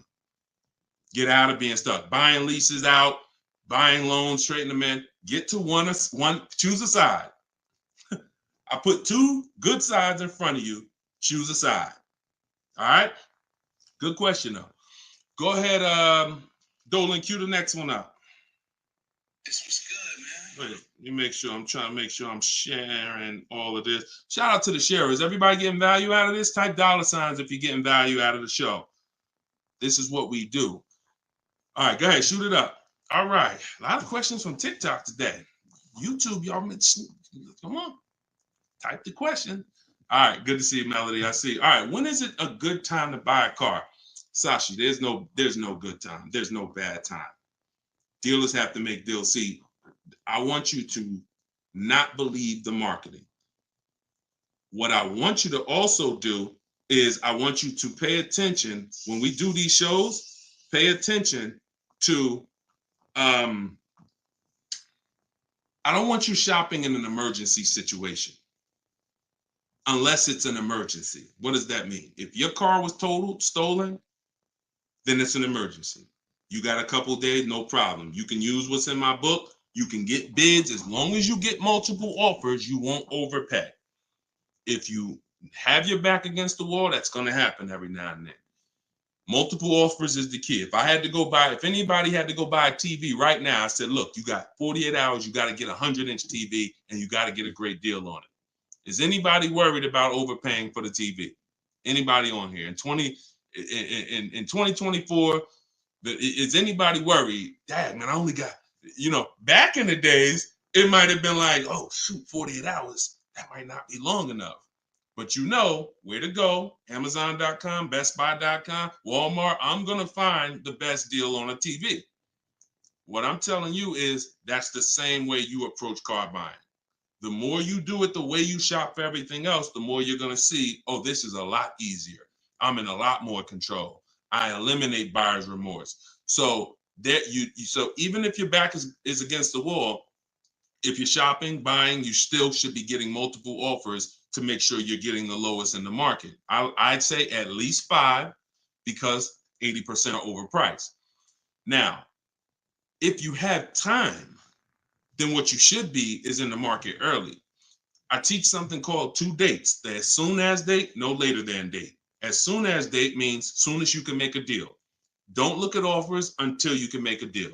Don't entertain it's a waste of time. You might say, Deshone, I'm waiting to get this promotion at work in May. Then I'm a car shop. Should I look at deals now? Makes no sense. You can watch the market, but it makes no sense to entertain offers because you're not in a position. So as soon as you could accept an offer. Now that might be today. Then no later than date. That's the deadline. The gap in between that is your leverage. What does that mean? The ability to say no. See, you're about to start shopping in a way where you can say no, and the people that are walking into dealerships usually have put themselves in a position where they can't say no. So they're walking in saying things like, I need a car right now. My lease is up. If your lease is up, call, get a free extension. You shouldn't be shopping with your back against the wall. They're walking in saying things like, man, nobody has cars. That's because one dealer they walked in didn't have cars. Maybe they went to a second one, didn't have the color they want, and they're like, man, nobody has cars. They're broadcasting that energy, which is actually that's going to cost you. When car salesmen take it from me, I was in there every day of my life for 14 years. Not every day, we had days off, but when you say things, we're trained to hear them. No one has cars. That means the price just went up. If I have a car, you're going to pay more for it. This is what the 80%, this is how the 80% think. It's a mind game. So you don't want to be there. You want to be at home. And when you have the ability to say no, now here's what you do. You reach out to dealers for your offers and you're telling them, hey, I can make a deal right now. This is what I'm looking for. But I don't need a car until July 3rd. See, that's power. That means, hey, if I got a car coming next month, I can talk to this person about it. Most times a person walks in, they need a car this week, next week. That means whatever's on the ground, that's all we can talk to you about. But when a person has been proactive in shopping, which is what I want you to do, which is what I'm going to teach you to do, it's all in my book, and it's everything you'll hear me talk about, is when you have the luxury of time, it benefits us. We make our contacts. A dealer might say, look, I don't have a car right now, but I got one coming in 6 weeks. Is that good for you? Yeah, give me an offer. Absolutely. Now, we don't talk. So I'm telling you, you could do it your way, which is call. I always say, ask for sales managers if you're trying to get offers online. If you're trying to get offers from home, we need at least 5. If you're going to do it my way, if you're going to get deals like Danielle and like the people you see me broadcasting the show, you get it at least 5. Sometimes we get 10.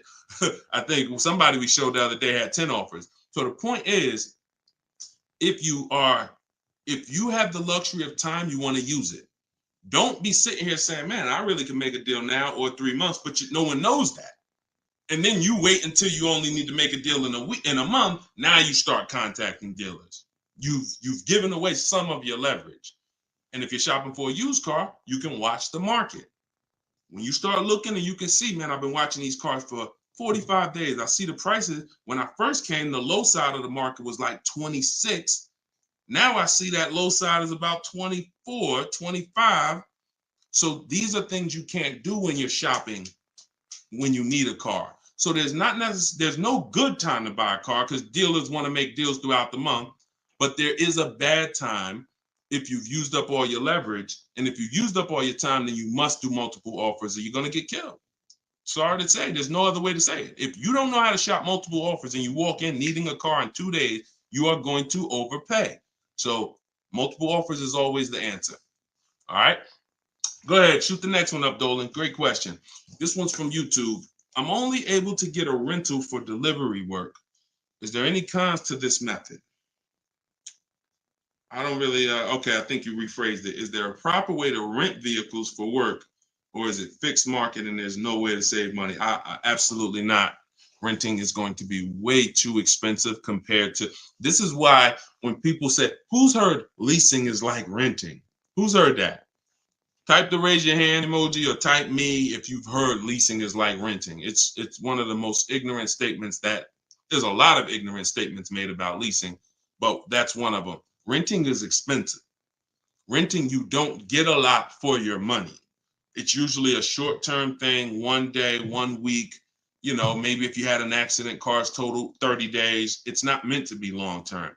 So what I would tell you is if you were renting a vehicle, I would tell you try to go on Turo, try to find somebody who's willing to rent to you, possibly on a long-term basis where it's not going to be as expensive. Because I'm guessing if you're renting, there's a particular reason for that. But the money you're going to pay in renting, you should probably put some of it to the side, try to get you a car, cash, Facebook Marketplace, something to get out of that cycle and start to rebuild. In my book, I have a strategy of plan B, plan C for bad credit, where, you know, you can talk about cash, you can talk about buy here, pay here, even buy here, pay here, if done right, is better than renting. When I was 20, my second car, actually, my first one was a $500 car. And after I got a buy here, pay here Chevrolet Cavalier. It was, I put $1,500 down. I paid $50, I think, a week. And I paid off the car in a couple months. That car lasted me 6 years. So the key with buy here, pay here is to make sure you're getting a great car, a quality car, but renting, that if I had to rent a car and I'm in a position, I would try to find somebody on Turo, the lowest price per day, and then see, hey, if I did a long-term per month rental, how much would you give it to me for? I try to work that out, see how that works. All right. God bless with that. All right. Next question, Dolan. Shoot it up. We're getting a lot of questions, so I'm going to try to move faster through the answers. This one's Facebook. Once you have the car you've decided on, how do you go about getting multiple offers from dealers? Well, you could do it the manual way, which is I would see the only bad thing. See, and here's the thing. You guys know if you've been on, if this isn't your first time, if you've seen, you know I don't hold back. But I can't teach you scripts that I've written specifically so you don't have to talk. There's tons of scripts that I have in my book that you're copying and pasting from email, because when you're trying to get quotes online, you're dealing with trained people. And unfortunately, those trained salespeople are dealing with untrained customers that are not giving them what they need, not giving them the information. So 9 times out of 10, they assume anyone online doesn't really know how to shop online. they're defensive and they're not even going to give me what I need to make them an offer. That's why I keep trying to get them to come in. So when we do our copy and paste, we're giving them what we need. And that's the only reason I say I can't explain that to you. The only way to use that, like, all right, there's scripts for everything. There's 3 levels of contact when we're contacting online. This is my 25-to-5 strategy. You're using this for new cars and leases, not used cars. Different strategy for used cars. New cars and leases, you're using my 25-to-5 in the book. And what that is 3 contacts. First, we got to let the dealers know what we want. We contact 25 dealers online with a copy and paste template, tell them what we want. We need to tell them what we want. We need to tell them what our deadline is as soon as we can buy a car, which would be today, because we don't contact if we can't buy today, and then our deadline. And now you're going to have responses. Hey, when can you come in? Hey, when can I? Hey, when can we have a phone call? Hey, whatever. So because I used those scripts, I was able to write responses. I had to use those same scripts. Hey, Mrs. James, thanks for the inquiry. Hey, when we have I'd love to help you with this. I have a car. What would be better for you for us to talk? 1 p.m. or 4 this evening? I had to use those scripts. So I was able to write the responses to them. So we copy and paste. Now, the key is whether you're doing it that way or whether you're calling, the first key is, do you even have a vehicle I'm interested in that matches what I want? So in that initial contact, we're telling them exactly what we want. Color choices. Hey, I'm open to black, blue, gray. I'm open to a sport model or a touring model. I'm open to this. Like, this is what I like. You have to tell them that, or there's no way for them to search the inventory and get you and even see if there's a match here.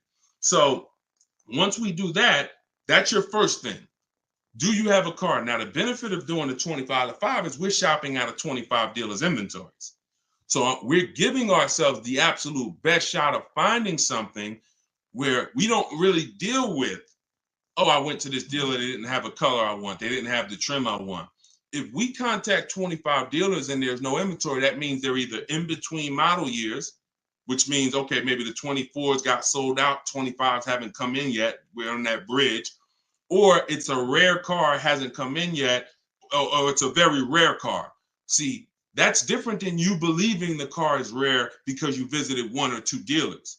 Once we contact 25, if the color, we're reaching out for a pink one and the dealer is saying, hey, we don't really have that color, that's when we know. So shopping out of 25 dealers, we get the best shot. We're trying to find who has a car. Second thing we're going to do now is we need to send a quote request. When we send our quote request, we're telling them what we want. If we're buying, we're looking for all cash price because we're not doing taxes. We want a bottom line price. And we're getting that from at least 5 to 7 dealers. Because when you shop correctly, remember this, when you truly have shopped multiple offers correctly, you're going to see at least a $3,000 to $5,000 difference from your lowest offer to your best offer.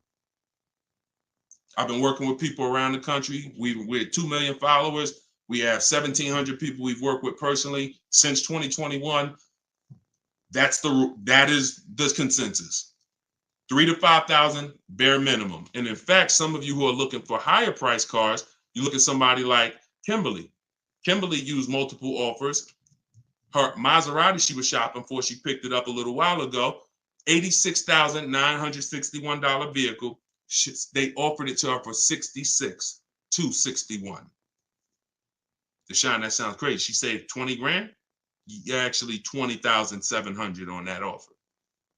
So now you never can pick. You don't know where the bottom is. She didn't go in saying, if I can't save 20 grand, I'm not getting it. That's not how we go in. We go in, we do multiple offers, and we let the bottom reveal itself.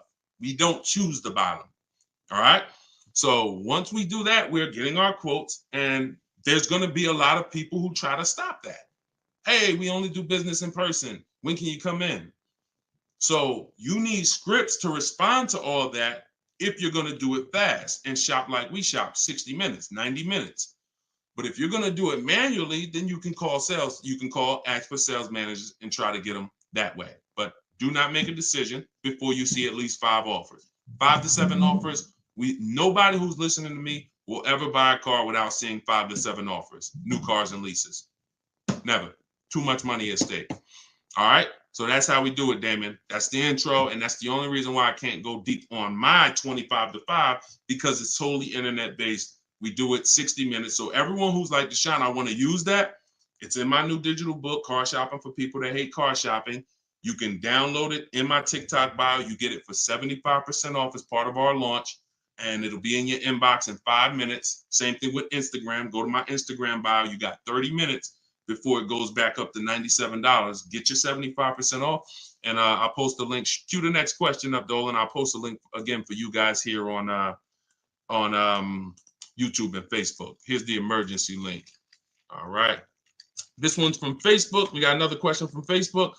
Hey, I'm in the USA, originally from Canada, and no credit in the USA as yet. Should I buy a used car with cash or a new one? What I'm afraid they'll give me a high rate. What do you think best option? Hey, if you got the ability to buy a used car cash, that's what I do.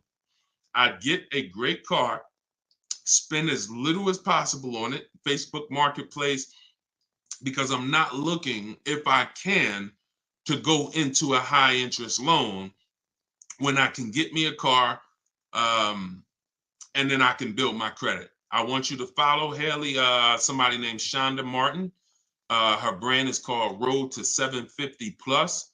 She's very similar to me in that she does these Q&As all the time. She's live. She's a genius. She's clearly studied for many, many years to understand. And even me using her thing, her strategies, I've added at least 80 points to my credit just from things I didn't even know.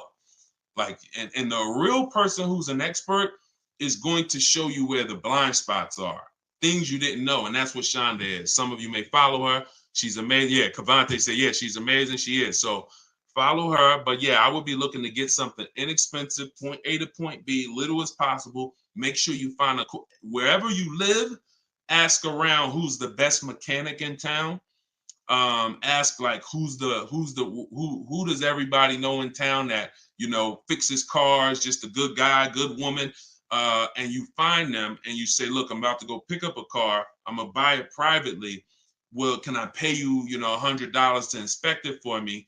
Get yourself an inexpensive car, and that'll give you the ability to be on the road. At the same time, you have the ability to have the time to invest in your credit. So when you're ready to make a power move where credit's concerned with a car, be it leasing, financing, you're good. All right. But if you go buy a car overpriced interest rate, it could really set you back. It can really set you back. It's happened to too many people. Great question. Cue the next one up, Dolan. Great questions today. YouTube, should I buy a car cash or do I get a loan? It's a great question here. A lot of great questions. This is a matter of, look, nothing that I teach is really one size fits all. That's been the problem. 8-year rule, absolutely. If you're not keeping 8 years, that is one size fits all. That's why it's called a rule. You should be leasing if you're not keeping your cars 8 years. If you're buying, you should be keeping them more than 8 years. But when it comes to the cash or loan, here's what I've experienced.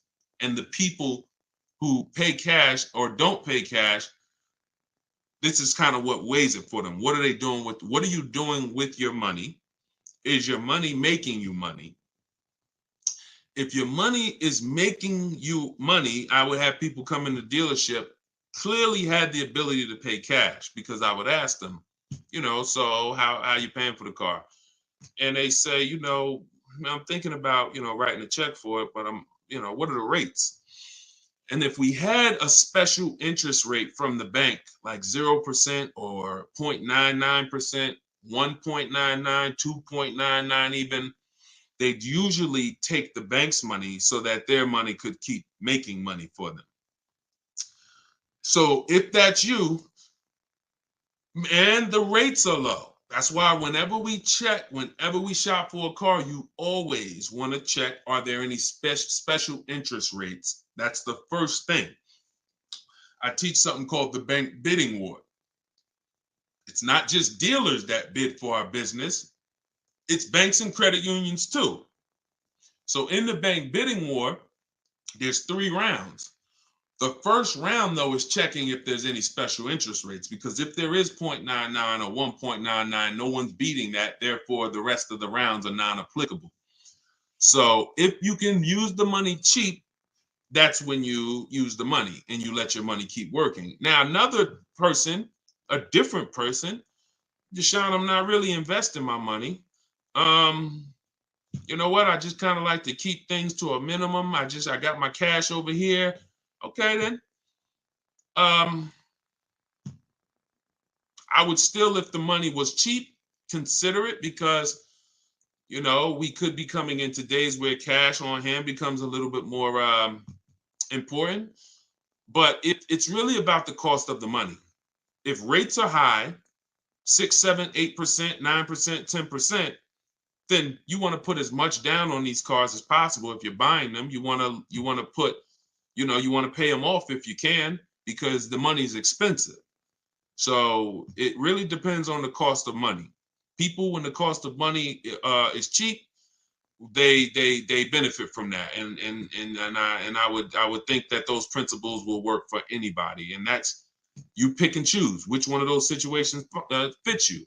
But if you check the special interest rates, that usually puts it to bed. You see 0.99, it ain't no reason. Why would the bank's basically giving you free money to use. You can keep your cash on hand and still get the car. So I know some people don't believe in that. They don't believe in interest, but here's the thing. There's something called opportunity cost. Interest is not the only loss. When you're talking financially, opportunity cost is important. When you put 30 grand in a car and it gets you, we already talked about this.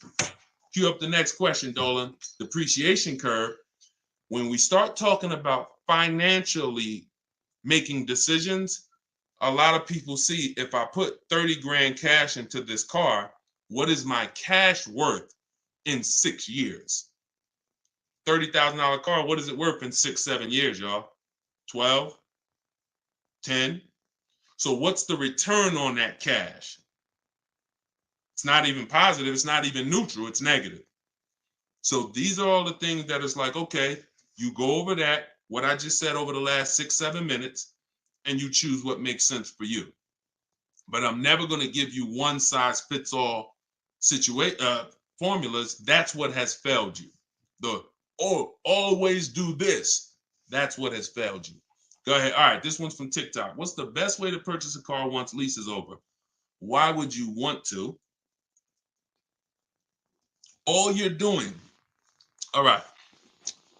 Let's talk about buying our lease out. And I'm going to keep this quick because some of you know that I'm adamantly against this unless you're keeping the car 8 years. Because sometimes we look at our leases, right? And we say, oh, it's, should I buy my lease out? Here's the question. Should you lease again or should you buy a used car? When you are buying your lease out, all you are doing is buying a used car. That's it. When you look at it that way, it's going to become more clear to you. It's your car. You don't have to go search for it. You do need to make sure it's a great price relative to the market, but that's all you're doing, buying a used car.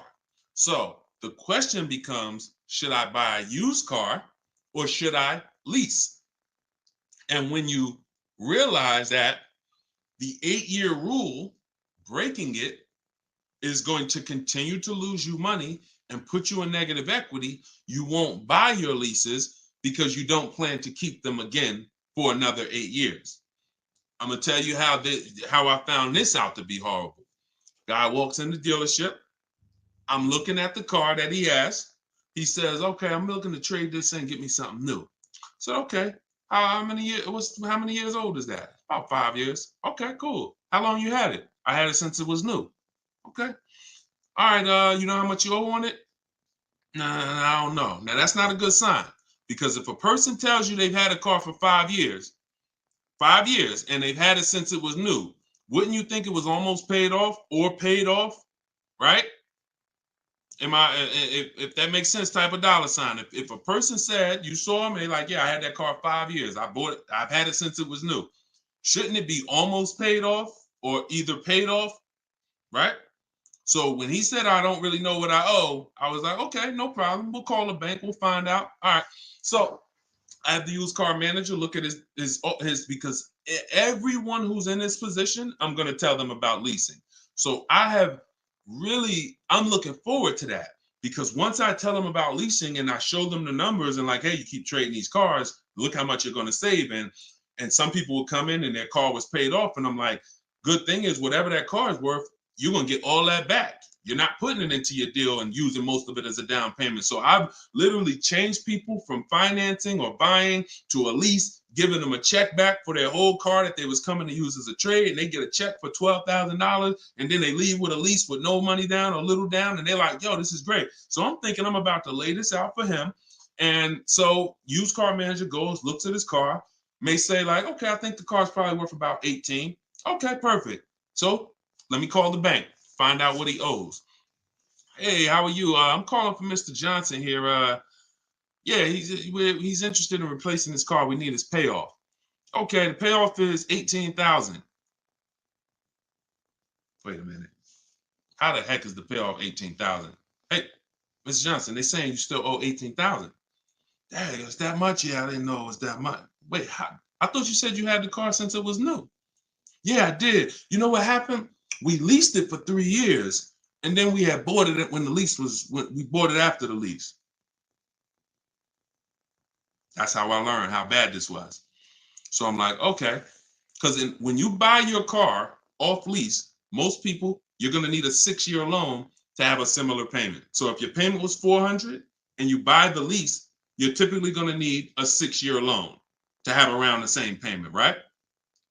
So picture this, 3 years to lease it, then you get a 6-year loan. 6 plus 9 is what? 6 plus 3 is 9. Anybody on here signing up for a 9-year loan on a car? Anybody? We got a lot of people on here. Anybody on here signing up for a 9-year loan? No? Okay. Room's quiet. So we've never signed up for a 9-year loan. Look, she said, heck no. Right. We never signed up for a 9-year loan, 9 years of payments on the same car. Yet when we buy our leases, this is what's happening. So you look and say, all right, you bought your lease, you put 6-year loan, so you leased it for 3, then you paid it for another 2, that's 5. Now you're tired of it. Yo, man, I've been in this car, let me go trade it. Problem is, you still have 4 years left of payments. That's why buying the lease is horrible. One situation where it makes sense, if you're keeping it 8 years. That's it. If you're going to keep it another 8 years from the day you buy it, then potentially go ahead. Because all it is again, buying a used car. If you said to Sean, should I buy a used car or lease? How many years you keeping it? I'm keeping 8, 9. Buy the used car. Don't lease. So preaching the truth. Thank you, Kevin. I'm glad, man. And hopefully these stories will stick in your head. So when you encounter these situations, you know, when someone says to you, hell, man, I'm thinking about buying a lease, you'll never forget the story. So this has nothing to do with getting the best deals. This has everything to do with having the best deal structure. So I'm glad that clicked. Go ahead, shoot the next one up, Dolan. Oh, I see we already been on for. All right. We'll do a couple more. I'm trying to get through them as quick as possible. Y'all, if y'all like Deshone, I love to know everything you teach of how you shop for cars. Everything I teach is in a step-by-step way. In my digital book, Car Shopping for People That Hate Car Shopping, 7 Steps to Saving Time, Money, and Avoiding Dealerships. Everything we do is a bid. We're buying cars and leasing cars in 90 minutes, 60 minutes. When you get good, you'll be able to do this in like 45, 60 minutes. You never spend more than 30 minutes in a car dealership. You're at home. You're the prize. You're getting bids. You're no longer negotiating one-to-one where you're in a losing position. When you're getting bids, you're in the winner's position. So you can get your book for 75% off as part of our launch. So we want to do 75% off. It's normally $97. In my TikTok bio, you can grab yours. It'll be in your inbox. And some people say, before I get to this next question, Deshone, is it in print? There's a lot of reasons when you use it, you'll see there's no way this book could have been printed. One, things change. Vroom was one of the companies that we used to use for bidding. Vroom's out of business. if we had 100,000 books out there in your houses that you all paid for, now it's like, okay, what do we do, y'all? That's obsolete. Now that's when you hear people say, hey, you need volume 2. I know just 6 months ago that I asked you and told you that I was going to solve your problem with volume 1, but that's no good anymore. Volume 2, get it today. We're not doing that. And there's nothing against them because, again, they did what works, but we didn't want to do that. I wanted to be able to update this book on the fly. What I did when Broom went out, I updated the file. Everyone's book was updated. And there's also links in there. There's links to videos. Like I said earlier, you have my scripts in there. That was all stuff. You're going to be copy and pasting this. There's no way I could have did that in a physical book at all. All right. What do you think of swap a lease? If you can get a great lease deal, absolutely. Absolutely. We always compare, divide the monthly payment into the MSRP. The 1% rule has existed way before I started, way before I even got in the car business. The 1% rule said if you can lease a car for less than, for 1% of the MSRP, no money down, no money out of pocket, just, covering the first month's payment, you stole a car. Coincidentally, every lease I've ever had was under 1%. I paid $330 a month for my $35,000 Jeep Grand Cherokee Laredo. I paid $325 a month for my Infinities, then $345. Then my highest one was $390. And that was a $45,000 vehicle. So these are under 1% leases. In order to get 1% leases, you need to shop multiple offers, but you also need a great lease program.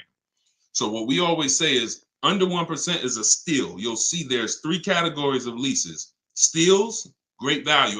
Those are under 1%. Great deals. Those are between 1% and 1.5%. And then where it's time to chill, over 1.5%. You're paying too much for a car you're giving back. So if I was taking over someone's lease, I'm judging it by the same thing. Leasing is a value play. How much car can I drive for that payment?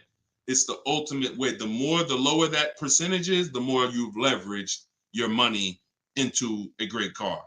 So yeah, I'll check swap a lease, definitely. Go ahead, shoot the next one up, Dolan. This one's from TikTok. Can I sell a leased car? Who didn't know you could sell a leased car? Type me. My cousin left me his 2020 Toyota Highlander with 2,000 miles, so I need to get out of my lease. I don't need 2 cars. Okay. Equity assessment. Call the leasing. Matter of fact, I'm not going to repeat it because I already talked about this at the beginning of the broadcast. So after the broadcast, go to the YouTube page. You'll see it. I think it was either the first or second question. So within the first 10 minutes, I talked about how to do the equity assessment. You're going to follow that process. And this is all in my book. If you're like, Deshone, I don't even want to watch the video. Is that in the book? Absolutely. Because everything I'm teaching you is out of 1 step in my 7-step process. So the equity assessment is step 2. After we decide leasing versus buying, that's step 1. That's the most important question. Foundation of your car deal is, did I lease when I should have leased? Did I buy when I should have bought? Once you pass that, now if you have a car to replace, you need to do an equity assessment to see, do I have equity? Am I at a break even, which means I can get out? I'm not going to make any money, but that's fine. I can get out. Some people got a lease. I could get out the lease early. You technically can't do that because you're breaking a contract, but if you can sell out and break even, then you can get out early. Or do I have a negative position in which case I can't get out early? In the case of a negative, if you have a negative position on a lease, you can't get out early without penalty, without those payments. But if you're a negative equity on a finance, then that's different. There's no negative equity in a lease. I know we kind of use these terms interchangeably. Negative equity is only with a finance because you have to pay the money. With a lease, if what I get offers for, if it's below my payoff, then I just stay in the car until the end. I don't have negative equity. So you do the equity assessment, and hopefully you can break even. And the good thing about Toyota, if they haven't changed it, and I remember right, they don't have a third-party restriction. So you should be able to, if those offers you get are what you owe or higher, then you should be able to sell that car right to CarMax or Driveway or AutoNation, whoever makes you the highest offer, and you can be out of it literally. You do that today, you could be out of that car tomorrow. All right, so keep me posted. Go ahead. Shoot it. See, we're over an hour. And I know Dolan, we always try to keep the shows an hour, but it's like the questions start rolling in and it gets good. Go ahead. Shoot another one up, Dolan. We'll wrap in a second. Facebook. When you go online to build and decide on needs and wants, you look at the cash price, not the lease price. We don't look at any price online. Pay no attention. Nothing online is a deal, y'all. No commercial. I don't care what you see. Deals are like this. Hey, look, this is their offer. Look, this is what we gotta. Can we do it? What? Can you get them up any? Like, will they come up any at all? Nah, man. They said that they made this, and it's like, shoot. All right, let's see if you get another. Can you get another $10? If you get another $10 a month out of them, just take it. If not, then do the deal. That's a deal. You don't repeat it. You don't. I used to have to tell certain people, when you got a real deal, hey, when you come back, I'd love for you to send me friends, family, but don't tell them what you're paying, because I probably can't duplicate that, honestly. That's a deal. The whole opposite is what they advertise to you. Deals are not advertised. Deals are when the dealer makes little to no money. Little to no money. That's a below market deal. If they're putting something on a commercial, that means the dealer doesn't mind if 80 people come in and get that offer this month. You have the money down? Yeah, I want to pay the $460 a month. Okay. You have the money down? Yeah, it was $3,400, right? Okay. What about the taxes and fees? Because that's small print. All right, how much is that? That'll put you probably about another $3,200. And then I could be at that payment from the commercial? Yeah, definitely. Okay, let's do it. That's not a deal. That's not nothing special. We didn't mind making that. Come on, if that's what you want. So if you want deals, you got to understand. Don't look at commercials. Don't look on the internet. Oh, this deal is advertising this. Deals are not advertised. Let that set. All this marketing that has worked on, come at the end of the month. Imagine being in a business where your customers were trained to come at the end of the month. Imagine if you had a pizza shop, a car wash, and that happened. You knew that the industry was so good at marketing that you knew the last 3 days of the month, your car wash is going to have lines around the corner. That's marketing. So dealers make deals when they're like desperate. I want to see. Nobody's here. So don't pay attention. Don't pay attention to that. Just follow the process. Oh, I see you got the book. Just follow the process. If it's not written in there, Ty, don't add to it. Don't add to it. If Deshone didn't say, go to this website and look and then write that down, don't do it. The whole purpose of why I wrote that book in that way is to take the guesswork out of it. If you find yourself like, okay, what should I do here? All right, I'm going to do this. You're probably off my path, because my path is very rigid. It's like a McDonald's system. You hear that beep, the nuggets are ready. Oh, don't change it. And then you'll get the results. We call that trust in the process. Great question. All right, y'all. We just hit an hour and 10 minutes. Y'all, I would love to do this all day. We are going to continue to do these broadcasts. Once the questions start coming in, I don't want to discount any questions. So I wish some questions I could just answer in 30 seconds. It's not possible without me just cutting it short and then you not getting the value out of it. So we try to get through as many as possible. For everyone who wants everything I teach in one place, you can get everything in my social media videos. But I think what you understand now from being on the broadcast is there's lots of different situations. So when you're moving through my social media video, you're saying, oh, he's talking about leasing here. He's talking about buying a used car here. He's talking about banks here. He's talking about high mileage here. All right, that means I got to try to piece this together myself. Same thing with the broadcast here. If you're like Deshone, I want everything in one spot, step by step. It's all in there. Leasing's in there. The high mileage paths are in there. The new car purchase paths are in there. Used car purchase paths are in there. And step 7 of my book is delivery. So you shouldn't be thinking, oh, I'm gonna read the whole book, then I'll start shopping. No, it's action guides. It's essentially a big checklist. Do this, do this. By the time you get to step 7, you should be picking up your car, getting ready to have it delivered. So that's the way it is. You don't take a quiz at the end. The quiz is, if you did it right, your car's on the way. So everyone can get your book for 75% off as part of our launch. It's in my TikTok bio. Grab yours, use it, and please make sure you email me your deal. As soon as you make your deal, send me an email. Deshone, check this out. I don't want to see just the car you got. I want to see the price you paid. You're going to have price assurance, and I'm happy to be on this journey with you. So get it in here. I'm going to send this link. I'm going to type the link one more time for you guys here on Facebook and YouTube. In case you missed the countdown, I just typed the link. You can grab it there.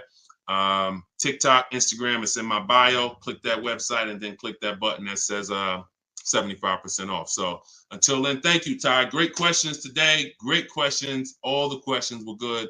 And I'll see y'all on the next broadcast. We'll keep this going. God bless y'all.